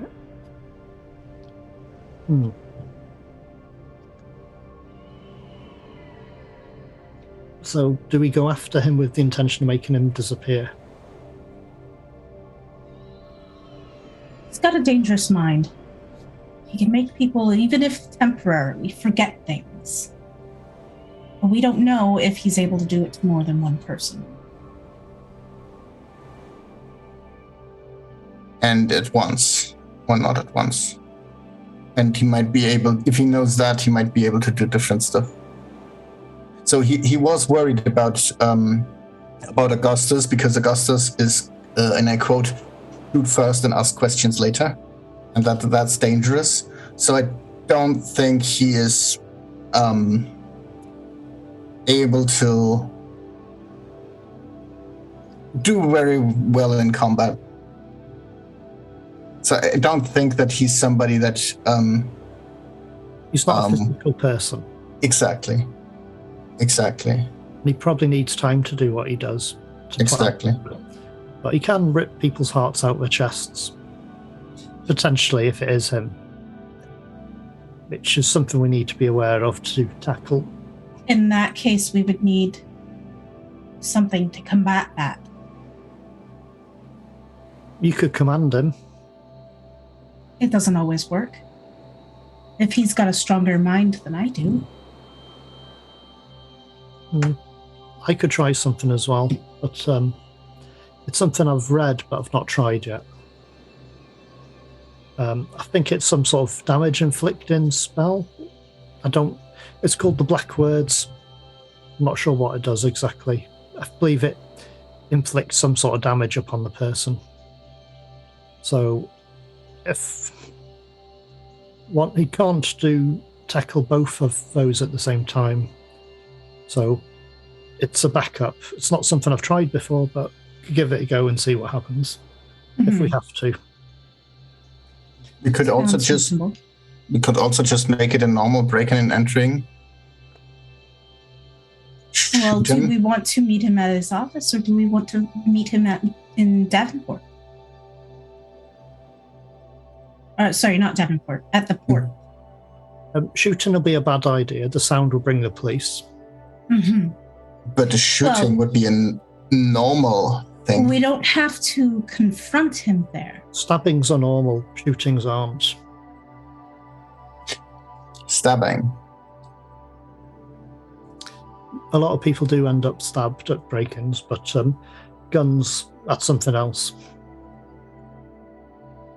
Stabbings are also silent. Unless they scream. If I am able to control him, I can keep him from screaming. If he's not seeing me. From pain. I mean... Are we really contemplating murder? It looks that way as an option. But that's not justice. Exactly. I mean... remind me, how do murderers get judged here? We're just, skipping a couple of steps. It's fine.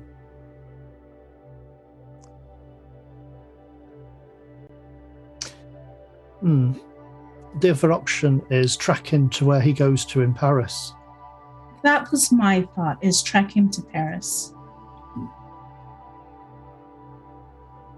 I could probably find out, if necessary, where in Paris his stuff was shipped to. But more than likely, if it's a lot of stuff, it'd be a storage warehouse. But we could track him from there. That's a point to start. and we might find out what the entire business is, and not just cut the thread. You know what we could do? We could possibly ask McCrashley to follow him to Paris. He doesn't know McCrashley's face. That's a genius idea. And then we can check on the house. Keeper, would that be all right? Hey, look, if you want to split the party as far as sending one person to Paris, that is perfectly fine by me. Or, McCrashley can defend himself. I'm fairly certain that McCrashley can defend himself. I mean, he fucking killed a werewolf thingamajig, whatever it was. I've never met anybody more stubborn than him, so I'm not seeing anybody taking him over.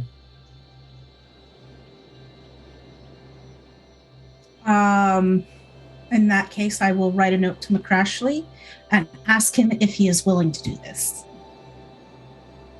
I mean, he should be asked and not just be like, I hereby order you. You're asking him essentially to, when Mr. Patton leaves for France, to follow him. Yes. If not, we'll have to look into it ourselves as well. But McCrashley's the best suited one for it. So you're not planning to make any move against Patton before he leaves the country? Right. We're not planning to murder him tonight. Good to know. So essentially, are you planning to do anything tonight? Do we want to keep an eye on the house? Should we try and check our house out?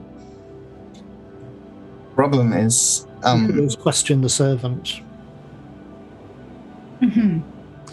We don't have to kill the servant or do anything unpleasant to him. It's very unlikely the servant's got the same abilities that he has. And they're already concerned about us snooping around. So it won't make any... We should not leave together, if that's the case. If they're watching us, if they've got anybody watching us at this time, we should make it harder for them to follow. We could all split up and then meet up somewhere to go there. Yes. Where do we meet? 2 streets over, I think. So it's not as, suspicious. So would we do that at night? Are you okay if we do that at night, Maddie?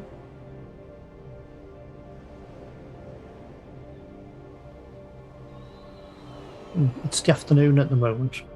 We could, and he's still at the office, which means we can still keep an eye on the house during the day. I'm more comfortable with that. We could just visit the house and knock on the door. I mean, that's fair. Just talk to whoever answers and see what we can find out. Which could be problematic if they recognize us. They probably will. I mean, what's going to happen? It's going to, scare him a bit. Yeah, and they already know. Faster. They already know we're watching them. What they don't know is that we know that they do. They don't know how much we know. But if we show up at their house that we shouldn't know yet, that's going to spook him a bit more, I think. And might make him leave faster. Yeah. Perhaps not tonight. Only if word gets from the house to him tonight. Do we know how many employees are in the house? Didn't look too close. Didn't want to be spotted. I don't think he'd spend the night in the office. He'd return to his house. He said he was gonna grab the books this night. Mm-hmm. So in that case, what I would suggest is watching the house first before attempting to knock on the door to see what's the coming and goings are there. Sure, I can do that. Okay, so is the plan to watch the house tonight? Yep. Okay, and is that just Franco going up to watch the house? Seems like it. Maddie will go during the day if that's plausible, at least to know where the location is exactly. Yeah, you've still got a couple of hours of daytime today if you want to do a daytime visit, but it's we're up to late afternoon by now. By the time you get there, it'll be 4 o'clock at the earliest. Right. I do want to have a conversation with Bo to see if he's noticed if anybody's been following him or anybody who has been noticeably watching the comings and goings of the house. Not seen anything, ma'am. No. But I'll keep an extra lookout if you're worried. Yes, it seems people have been keeping an eye on us and our comings and goings. I'll keep a close eye out for anyone poking around. Thank you. And James said you were interested in speaking to my cousin Joe. Well, yes. Dr. Davenport actually needs some assistance in his shop, possibly as I'm not sure Joe's really the bookshop sort, to be honest. I'm not entirely convinced. I don't think he can really read, No, not necessarily reading or even selling. More like guard work. Oh yeah, that he can do. Yeah. And then we'll have to speak with Dr. Davenport about arrangements, living situation, if he's to be on premises at all times or not. But that'll be with Dr. Davenport once it's been decided. I'll write to my cousin. Thank you. All right, and that's it. I don't have anything else. Okay. So, Mortimer, did you have anything you wanted to do this evening or tonight? Tonight he's very likely going to be stopping in his shop, in his apartment above his shop. All right. But other than that, I don't think I've got anything planned for tonight, other than I'll make sure I've got a gun and sharp knife handy. Probably his old service bayonet or something will be close by should it be needed. Okay.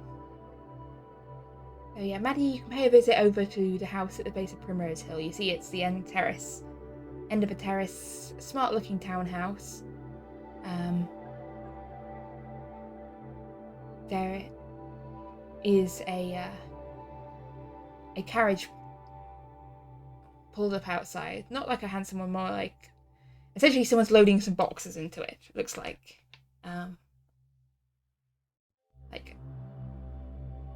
boxes and items of furniture. It's more of a cart than a carriage, really.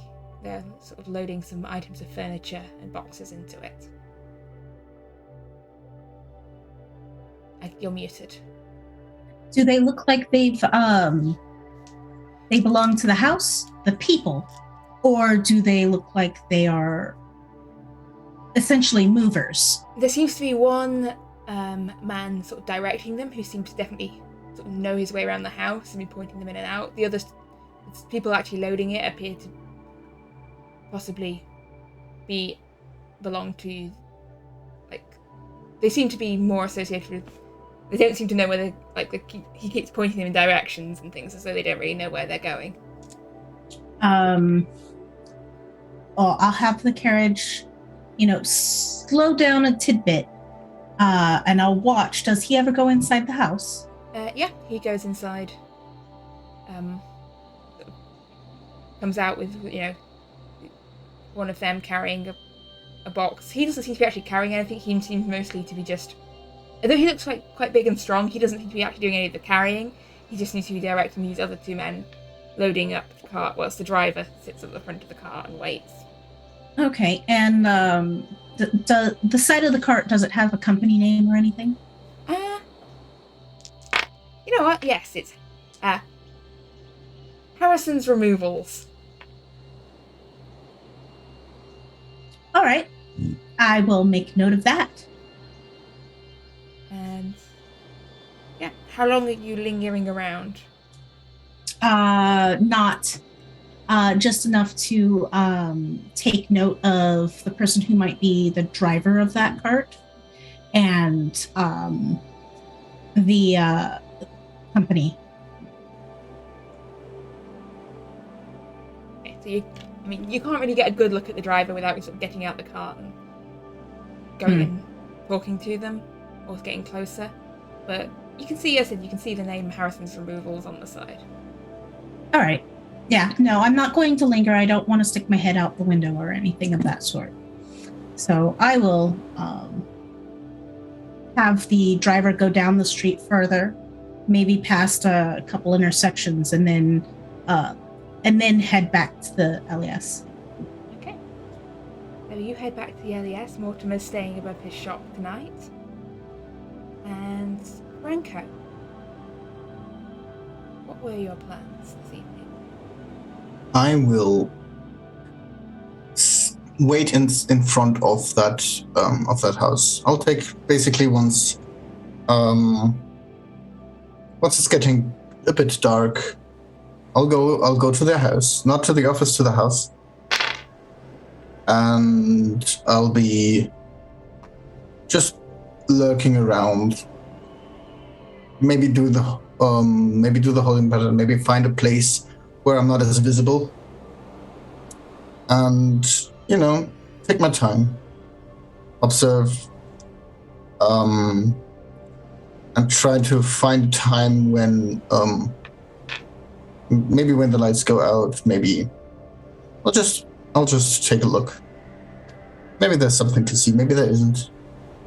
Maybe I see Mr. Patton coming back. Okay, so you're just waiting around. So yeah. As you wait,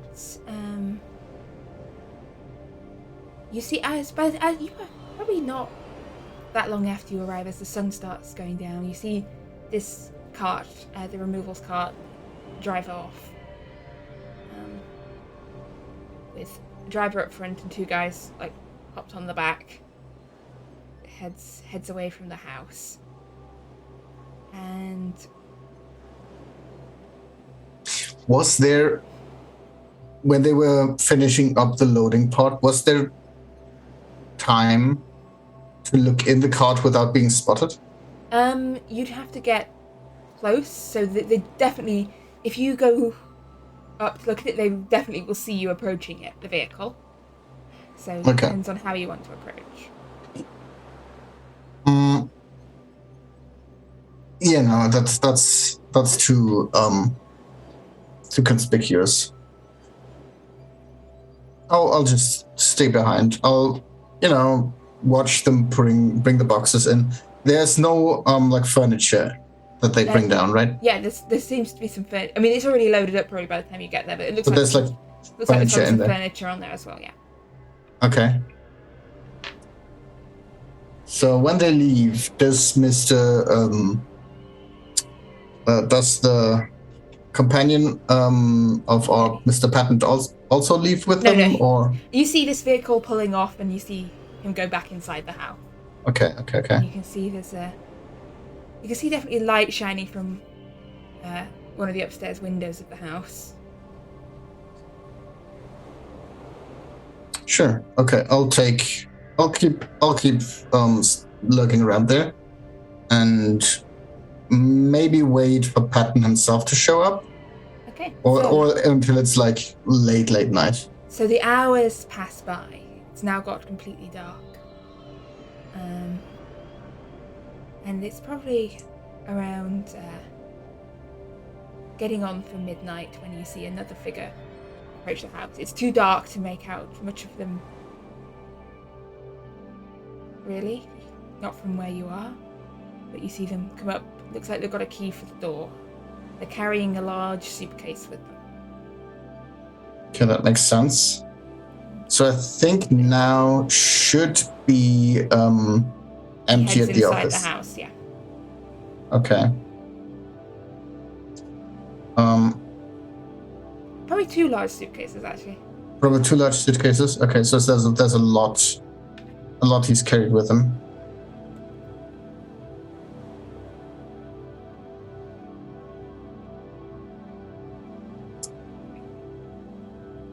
I think I'll wait until the lights go out there, and then leave to the office. Okay. So, another couple of hours probably pass by with lights still burning in the house. And so he gets around to about 2 in the morning when the lights finally go out. I'll go to the office. And you head back down into Bloomsbury. This locked. Well, you know there's a locked office door. There was a small window in the office that you were up in on the upstairs floor. And you knew there was a door to a second room, but you never saw inside the second room. I'll just try and use my lockpicks first before I try anything with climbing rolls. Make me a lock. What? Come on, when has climbing ever gone wrong for you? Make me a locksmith roll, please. Where is my locksmith rings? That's not good. I mean, that would be... I have enough luck for that. I have so much luck, Fred. How could I not use the luck to unlock that luck? Yeah, as you're sort of rattling around, you realise this is an expensive lock. This is a fancy lock that someone's put on this door. If you want to push this roll, you can, but I'll say the risk here is you're going to be spotted trying to break into this house. I think I'm using luck instead. Yes. All right, you're using the luck. That would is be 19 points of luck. So yeah, it's a fiddly lock. But so you managed to get in. And you see ahead of you this staircase leading upstairs. I'll close the door behind me as if I was, just normally entering. And go upstairs and start looking around what's left. Places where there's been stuff taken, there's like usually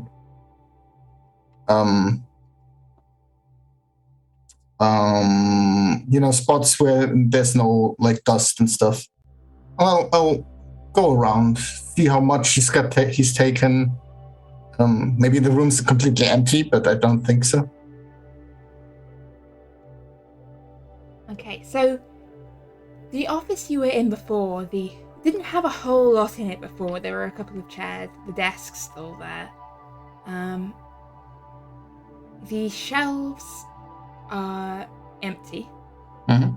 And the door to the inner room stands ajar. And you can see it's a very small room, almost looks more like storage room rather than actual room. It's got some empty shelves in it and a large safe. That safe also stands like the door slightly open. Okay, so that safe is also empty? Empty. Okay. It looks like someone has cleared this place out. Good. There's nothing that's been left behind, so this looks more like there's nothing there that looks like he's intending to come back to. Make me a spot hidden. Let me see if you get lucky. You search around, it looks nothing. Like the desk drawers are empty, the shelves are empty, the safe is empty. This place has been cleared out completely. Okay. Well, in fact, the only things probably left are like a little stove with a tea kettle and some cups. Mm-hmm. And actually, no. There's a tin with some biscuits in it. Okay. A tin with biscuits. Well, I'm gonna leave everything the way I found it. And exit the door. I'm not gonna risk it.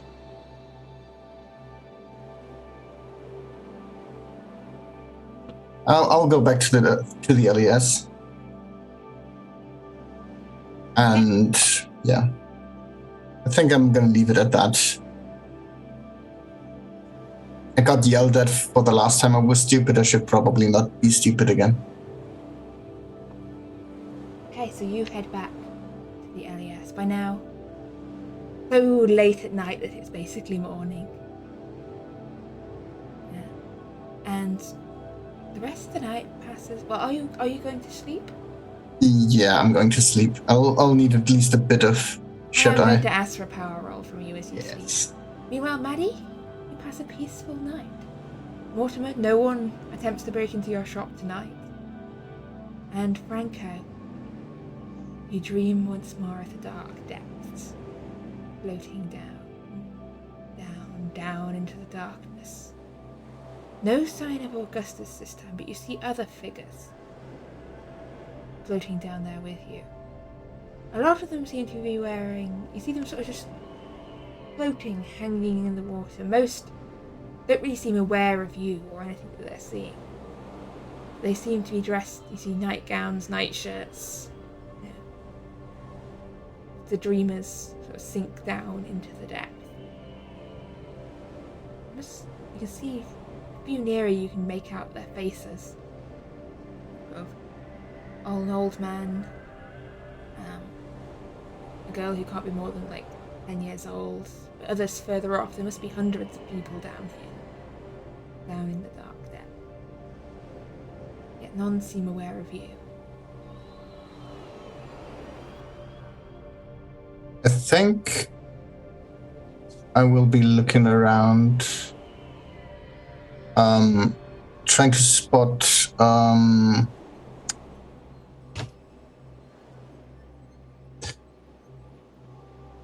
the lady. Rosie, exactly. Names are a difficult thing. As you look around, you see a figure off in the distance amidst all these people sinking down. This one, though, her eyes are open. You see her, that dark cloud of hair, white nightdress, and you see the figures closer to her. They most seem to be encircling her as though they are watching her. Their focus is on her. And you feel almost this pull, this tugging at the back of your mind, drawing you closer. And for a briefest moment, you swear you heard just this snatch of songs, music. It's not a tune you could repeat or remember. It's there in the back of your mind. And it's still, the echoes of it remain in your mind as you awake, with the sunlight streaming in through your window.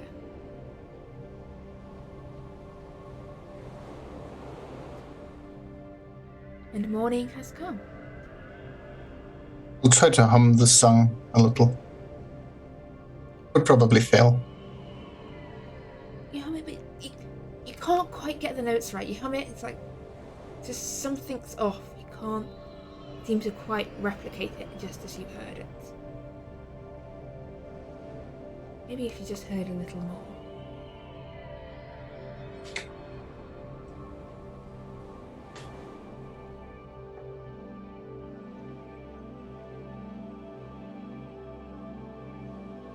Okay, you can hear the rattling of movement downstairs. Fires being laid. Breakfast being prepared.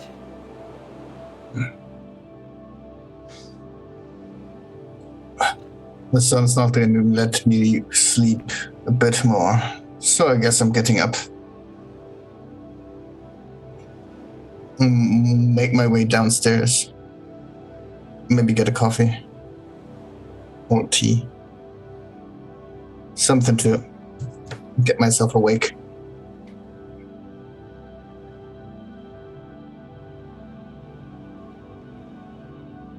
Yeah, so Mortimer, you awake, your shop undisturbed. It's all good. I'll probably head over to the society at a reasonable hour. Not first light, but reasonable time everyone tends to get up at. Between 8 and 9, something like that. Just wander over. It's not that far from my shop. Okay.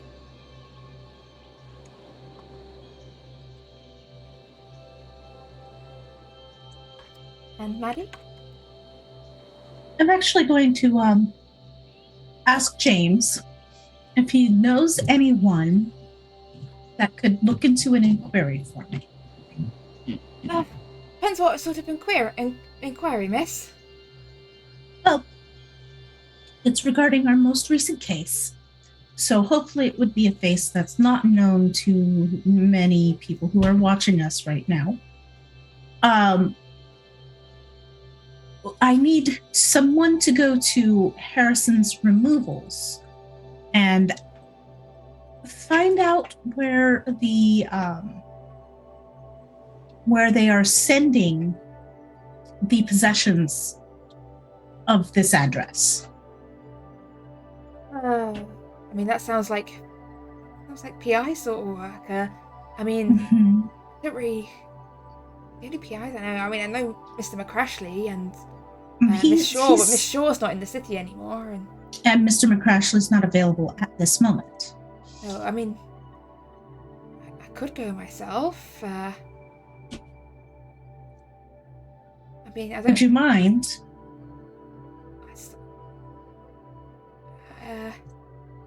I mean, it's not really my area as such. No, I know. But I can try. I mean, is that the sort of stuff to just tell anyone if you come walk up and ask? I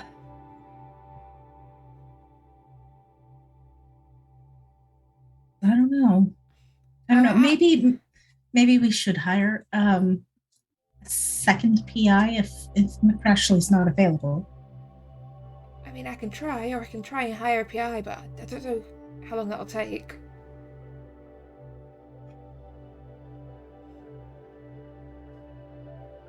Do you know if any of Inspector Barnes's underlings were close with him? No, Mom. No. No. Never mind. I will let me go, and I will just get up and prepare myself, and I will make a very early morning call to Mrs. Barnes. Ah, yes, Pauline. So you're going round to call at hers. Yes. And as you arrive over at the Barnes' house, you hear the noise of a quite considerable amount of children upstairs, and you hear, shh, one moment. Sorry, Miss Carter, please, do come in. Sorry, the little ones, no, playing it's up a little this morning, quite fine. and, the maid's off sick.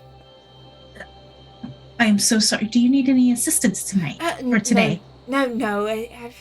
My sister's here, and it's all being handled. But we'll use the downstairs parlor. If I barricade the door, we should have at least 10 minutes undisturbed. I think 10 minutes will be all that I need. Are things going well for you? Everything's under control for the most part. Well, as one can hope. The Widows and Orphans Society, they're promised to take care of us. And do you need any help finding a nanny or a governess or anyone? No. That's all in hand. We'll handle this school for the children. It's all been sorted. All right. Well, really, I only have like 1 or 2 questions. We're still looking into the case that you brought us. I can't promise anything, but I do need some info. Do you know if any of the officers was close with your husband who might be able to assist us with finding some information. Like from inside the police? Either inside the police or to use their influence elsewhere. Unfortunately, Inspector Thorne is a little too compliant in some things and not helpful at all. I mean, there's Constable Cox with an X. I'm regretting naming that character instantly. It's actually a very common last name or surname. It is. I knew people at school with it. It's a very common last name, but he'll probably be able to help you. He was in Barnes' department. That's Alan Cox. All right. Thank you. And he helped him with some of his cases, yes? Yeah, he wasn't a detective. He was more just a constable, but I think my husband trusted him. Wonderful. I'll go speak with him. Hopefully he'll be able to help us get some information. Okay. Thank you very much. I'm sorry to have taken up your time, especially this early in the morning. But it's not early in the morning for me anymore. Well, thank you. And I'll be out of your hair. And I'll leave, and I'll head straight to the police department or the police office. Okay, so as Maddie's heading over to the police office, did either Franco or Mortimer have any urgent business to attend to this morning, or are you waiting till Maddie gets back from her? I think the moment I'm awake and once I'm, gotten like a tea in my system, I think I go back to the house and start looking about and hope that they still are that they're still inside. Just get maybe like an observation going again. Okay, so you're heading back up to the house. You're not waiting around. No, out first. No, it was might tell James that where I go as I'm leaving, just in the hopes that I can maybe see something of note. Okay. At least better than sitting around here and waiting for someone to come back. You're going up to Strawberry Hill, Mortimer? Yep. I think I'll just do a little bit of research. I want to look up something. The Invoke Invisible Servant spell? Yes. I just want to read a bit more information into that. I'm curious about if I can find out how long it lasts. I'm assuming it'll be to summon and invoke, like to bind something. Summon and bind it, yes. It can only cast at night under a cloudless sky. Yep. I was curious whether it has a time limit. I'm just wondering for the small print. It, as in, time limit for what element? For how long it sticks around under your control? Or is that something missed out in it? It doesn't go in. This is not really an instruction manual. It doesn't give, like, the warnings. The finer details and warnings. But it does seem to suggest that so long as your mind does not weaken or break, that you should be able to maintain control over it. Yeah, I was curious whether... I'm assuming once I've invoked it, I'd have to do the same spell again to banish it. I'm assuming something along those lines. Actually, no. Sorry. I've read my own fine print here. As you run over things, once bound, it must obey one order. Just the one? And then it is freed to return from where it came. So it's essentially it's like one wish, one order. Could summon it to do one task. Yes. So I could summon it to guard a place. Potentially, yes. And leave it open it. I'm just curious if there's a time limit. If once you summoned it, it was there. But as you say, it's just one task. One task. So I could, in theory, summon it to protect my property against break-ins. And the first break-in it prevents, it's free to return to. Potentially, yes. Although very likely there's going to be a dead body there. But no, I was just curious. Looking into as much fine details as I can before I summon something. Yeah. So that's essentially the small print. Is once bound, it will obey One command. one command. Okay, that's pretty much all I'm doing is looking through the finer details of that sort of spell. It has been fairly cloudless recently, so you might be with some luck on the weather. Potentially, we'll have to see. Yeah, so Maddie, you head over to the police station. And, Yes. You just walking in? Are you after Detective Thorne? What's your... I am going to walk in and actually ask to speak with Constable Cox. Yeah. That's me. Yes, I was wondering if you would be able to assist me with something. He takes out his notebook. What can I help you with, ma'am? I have been asked to look into Inspector Barnes' passing. You might be aware. Howard, yes. I mean, Inspector Barnes, yes. Yes.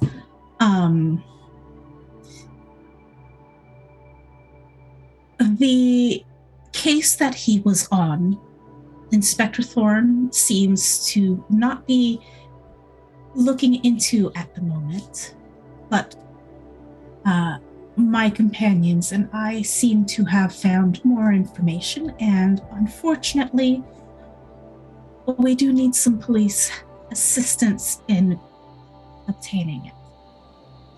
Not really go around interfering in Inspector Thorne's case. He kind of glances nervously upstairs. I would like you to make me either a charm or a persuade roll here, I think seems appropriate. Go with persuade. I'm really sorry. Inspector Thorne warned you might be around. I was told to make sure you didn't interfere with the case anymore.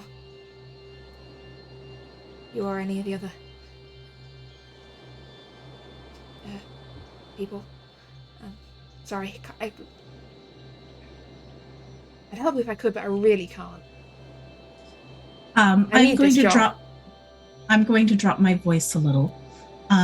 Look, from what I understand, my companions and I have been threatened by a person we suspect is part of this investigation. Look, you need to talk to Inspector Thorne. I really can't help you on this. I can't, miss. I'm really sorry. Well, you can find us at Grosvenor Square if you are able to assist in the very near future.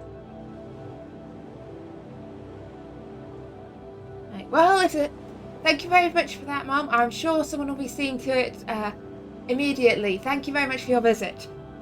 Yes. I was wondering if I could leave a donation for the widows and orphans again. I don't handle that. You have to go talk. You can kind of wage you over to people you've previously spoken to about that. Thank you. He seems more afraid of his boss than of you.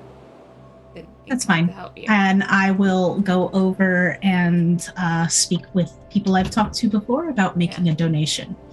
But you definitely get the impression that it's less friendly around here. In other words, that was a fumbled persuade roll. Yes, it was a fumble so bad. probably should have tried charm, but oh well. I mean, a 99 is gonna be a fumble. It's the worst it would ever be. Yes. So yes, I'll go over and make a small donation again towards the widows and orphans. Okay. And then I'll return to the LES. Okay. Meanwhile, Franco has arrived up at the Strawberry Hill house. And it's still fairly reasonably early in the morning when you arrive. And you've not been there long when you see a hansom cab draw up outside. And the front door of the house opens, and the man you had been following before comes out with some large suitcases and starts loading them into the cab. He makes a couple of trips back and forth with suitcases. Okay. Then you see... Interrupt me at any point if you want to do anything. I'm assuming there's like a driver on the cab. Yes. The entire time. Is the driver constantly seated? The driver's up at the front. Up on the front, so he's not seeing the back during the time that our friend walks away. No.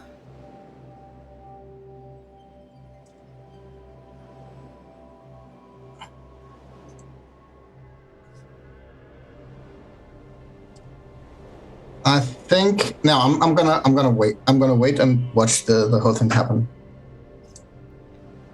Okay, so you see after a couple of trips back and forth, he emerges, but this time with Mr. Patton as well, carrying a suitcase of his own. So you let Patton stop, lock the front door of the house, hand the key over to the other man, and then he gets into the hansom cab along with the suitcases, and that pulls away from the house. Okay. And the other man pauses, looks back and forth up and down the street, and I'd like a stealth roll from you at him at this point for how well you're passing unnoticed. Okay, if you need that hard, I can do that. He doesn't seem to spot you, or at least he doesn't show any outward signs of spotting you. And then he walks off away from the house at a sort of leisurely stroll. Is the hansom cab still visible as he leaves? The hansom cab, it's just pulling off away. Okay, because I mean, if as the when I'm thinking it's safe to come out, and if the hansom cab's still visible and I can call one up, I'll follow. If I'm you're not really in a bustling part of the city. Okay, we're not in the bustling part of the city. There's not any cabs coming back and forth past here. Okay, so that's not feasible. Those cabs, do they have like a so when they load that cab up, is there like a back end opening, like a trunk where they loaded stuff in, or is it just in the seating area? The luggage is on the roof, and then the driver's sort of sat up behind it. There's only a few suitcases, like probably like 5 suitcases, so he's got a couple in there with it, and a few others on the roof in front of the driver. I'm trying to now find a picture of... I just linked the wiki page for it. So, because my thought is, oh no, that's not gonna happen. No, that's not gonna work. So I guess I'll curse my luck.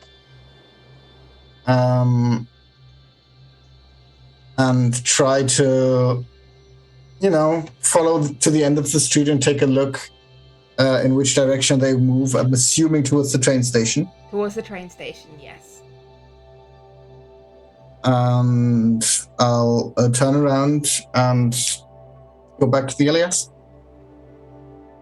Okay, so you're all back at the Grosvenor Square now.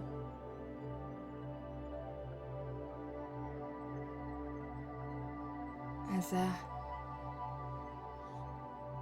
Mr. Patton heads away to the train station with his luggage.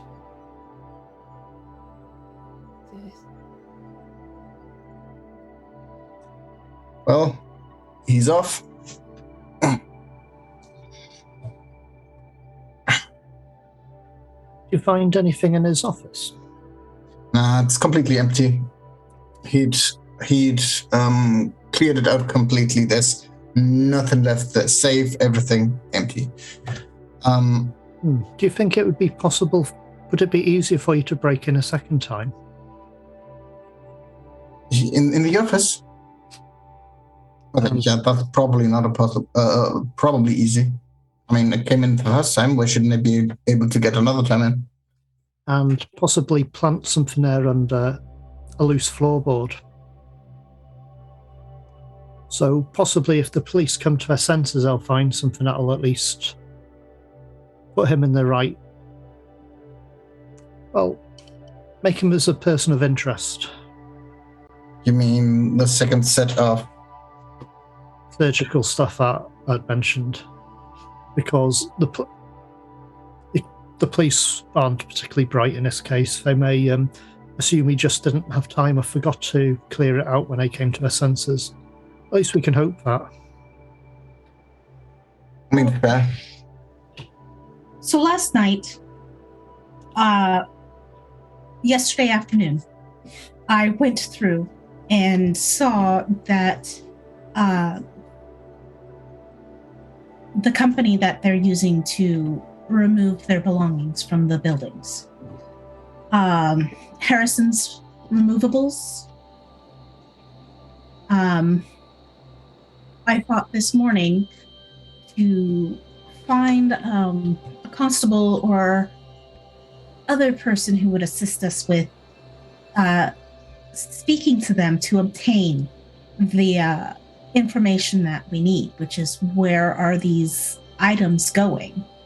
So I went to Mrs. Barnes' home to see if there was anyone whom her husband worked with that he trusted. And Constable Alan Cox was the name that she gave me. But when I went to speak with him again this morning, apparently he's terrified of losing his job, and he's not to provide us with any assistance, and we're not to assist with this case anymore, or to move forward with this case investigation.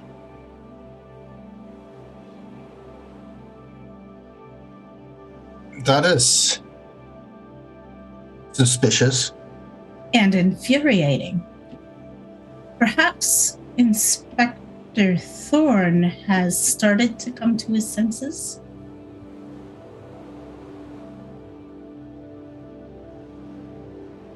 Has he?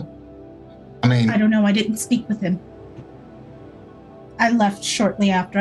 I made another reason to be there. I ended up giving a small donation again to the widows and orphans for an excuse to stop by.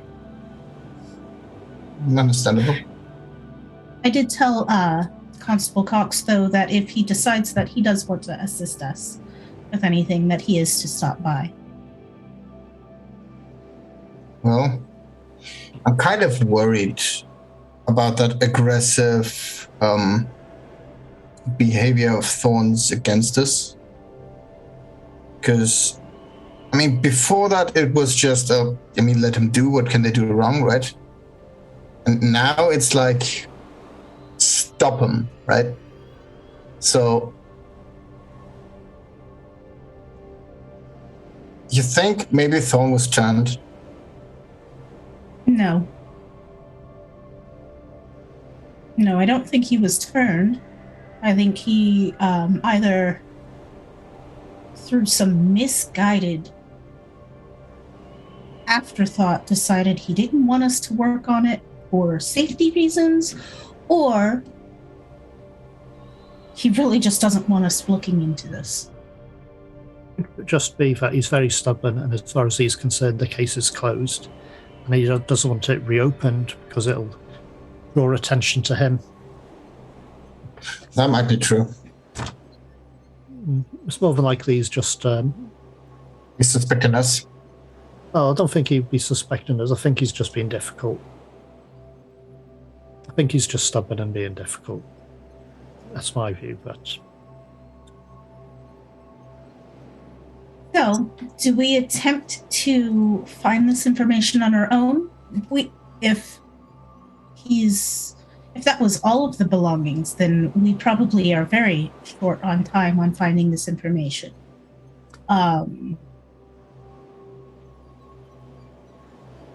Should we just go? We could try something. We could contact the company and tell them that we have a message to go to the gentleman, and we were just wondering if there was a forwarding address. Maybe we contact them and tell them that there's been a suitcase been left behind,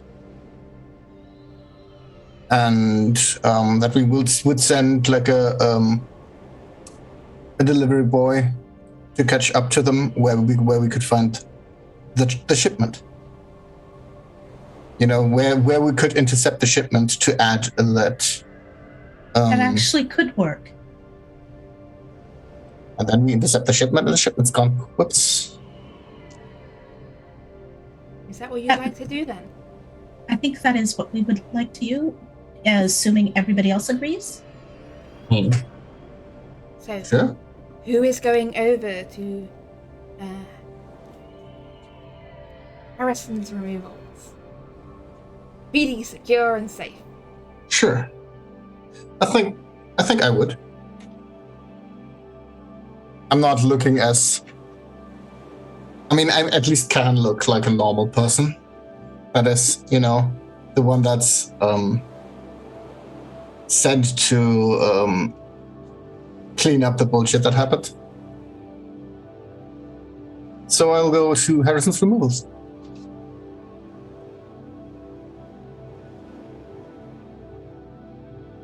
You arrive, it's a small outfit. They've got a couple of carts, a bit of a workshop and a shed, a little bit of an office, and a grey-haired gentleman with a very bushy moustache sat behind the desk, running over sort of some things in books. Morning. Morning.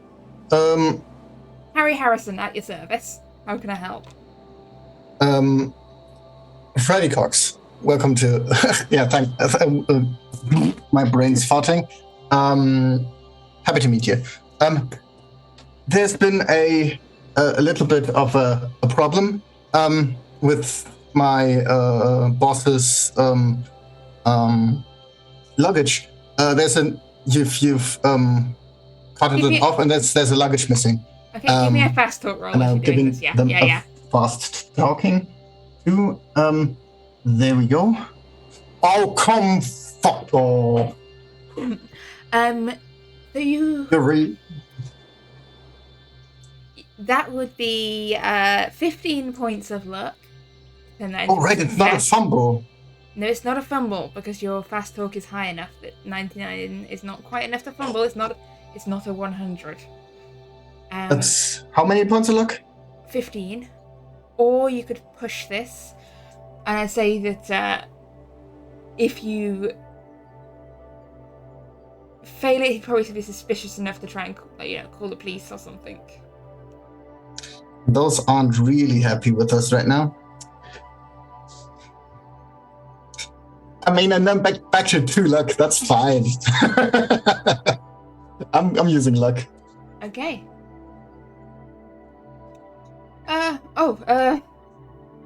Wait, you said we missed a case, or you left a case? Yeah, exactly. We would send it after. Where would it be the best place to, catch up to it? Catch.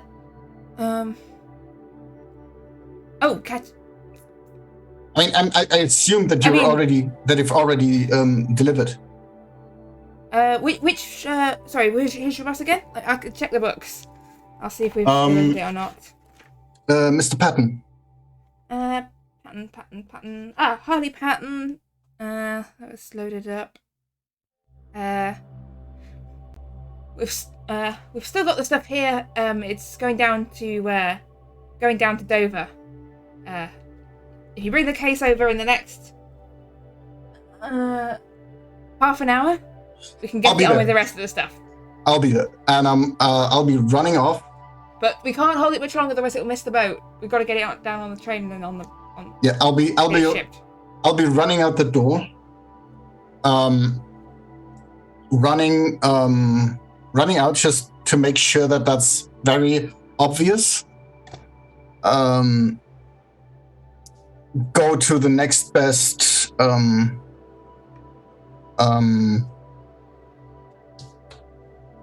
store to buy a suitcase and like a couple of knickknacks that they have around and stuff that in there. And this is my question now, everyone. Shall I be evil or not? Sure. Your choice. Roll me a luck. Make me a luck roll, and if you can find a shop selling suitcases. There's no one selling suitcases anywhere nearby. There's no way selling suitcase anywhere in the immediate vicinity. No. Which is inconvenient. So I'm just gonna be like, I'm sorry, I'm gonna be too late. So sad. So I'm going to loop back around. You said they still have the stuff here. Yes. Yeah. You can still see they've got a couple of their carts in their yard.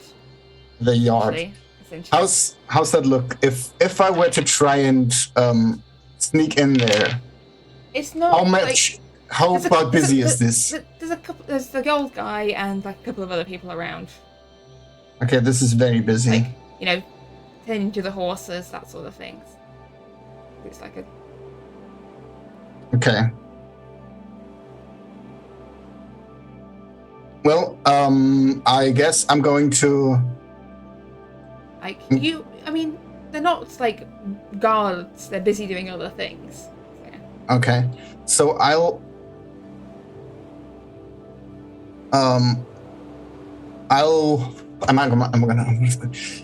I'm gonna sneak towards it. Oh. Okay, give me a stealth roll. That's there.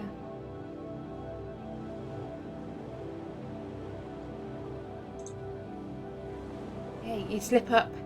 You can see this cart. There's some chairs wrapped in fabric. What looks to be possibly a chaise longue, taking up most of the space. A couple of ornamental side tables, some boxes and things wrapped up in crates, with straw packing crates. Possibly for more fragile items or smaller things. Some what looks to be paintings wrapped up in paper. Okay. There's the crates are they nailed just shut crates, they're nailed shut, so that's not something that I just can take a peek in. You see a lot of them they've got shipping labels. Okay. I mean, I'm gonna, use a little shadow to hide in, take the time to scribble down what's on those labels. And then it just appears to be an address, in case they go missing. Okay. It says H.Patton, it would be read as 38 Rue Veron, Paris. Sure. And then I'm going to go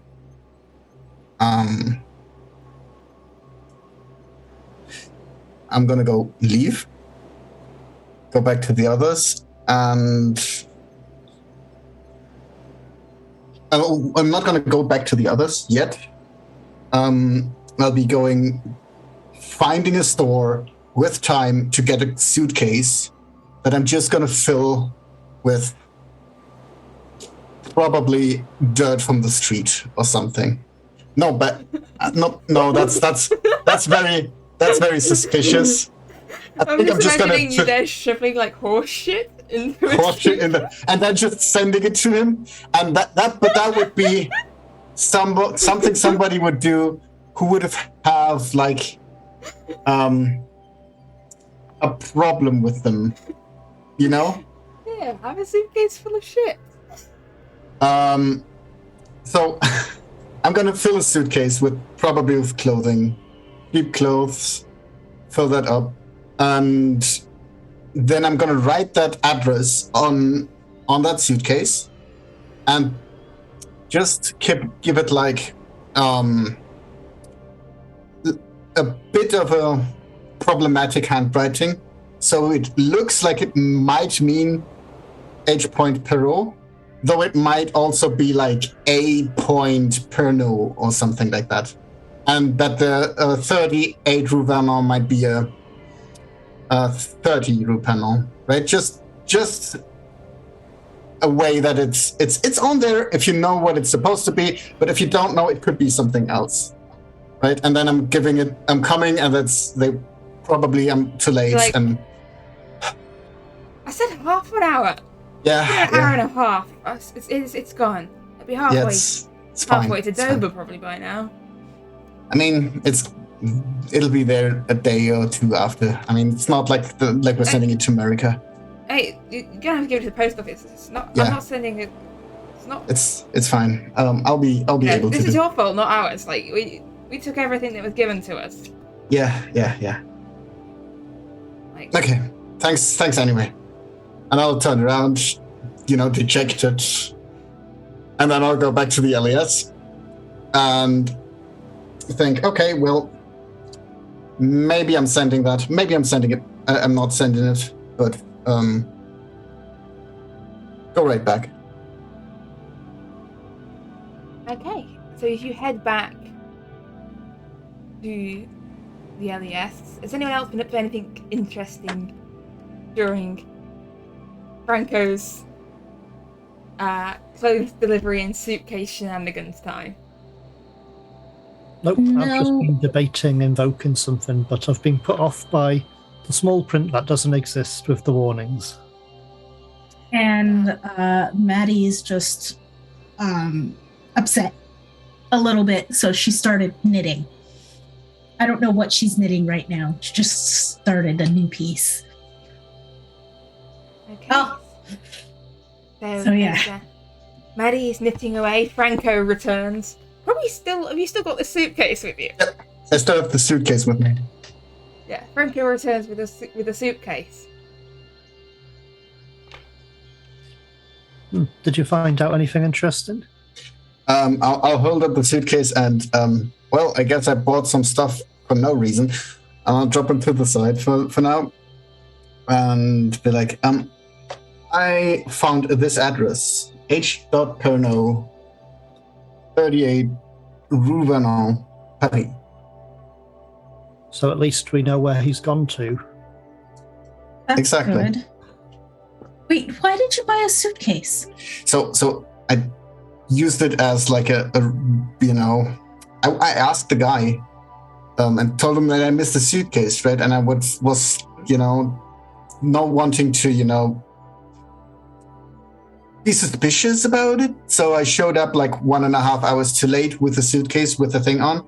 And in case he was gonna send it, I filled it up with cheap clothing and wrote the address a bit wanky so that it might be, the wrong address Well, when it reaches there. is the clothing in your size at least? If not, then I don't think so, possibly- because my size is usually expensive. Well, then we might be able to donate it to a poorhouse then. Yeah, I think that's a good thing. That's a good plan. That means your money wasn't wasted on it. It's gone to a good cause. Exactly. And the suitcase can always be used for something.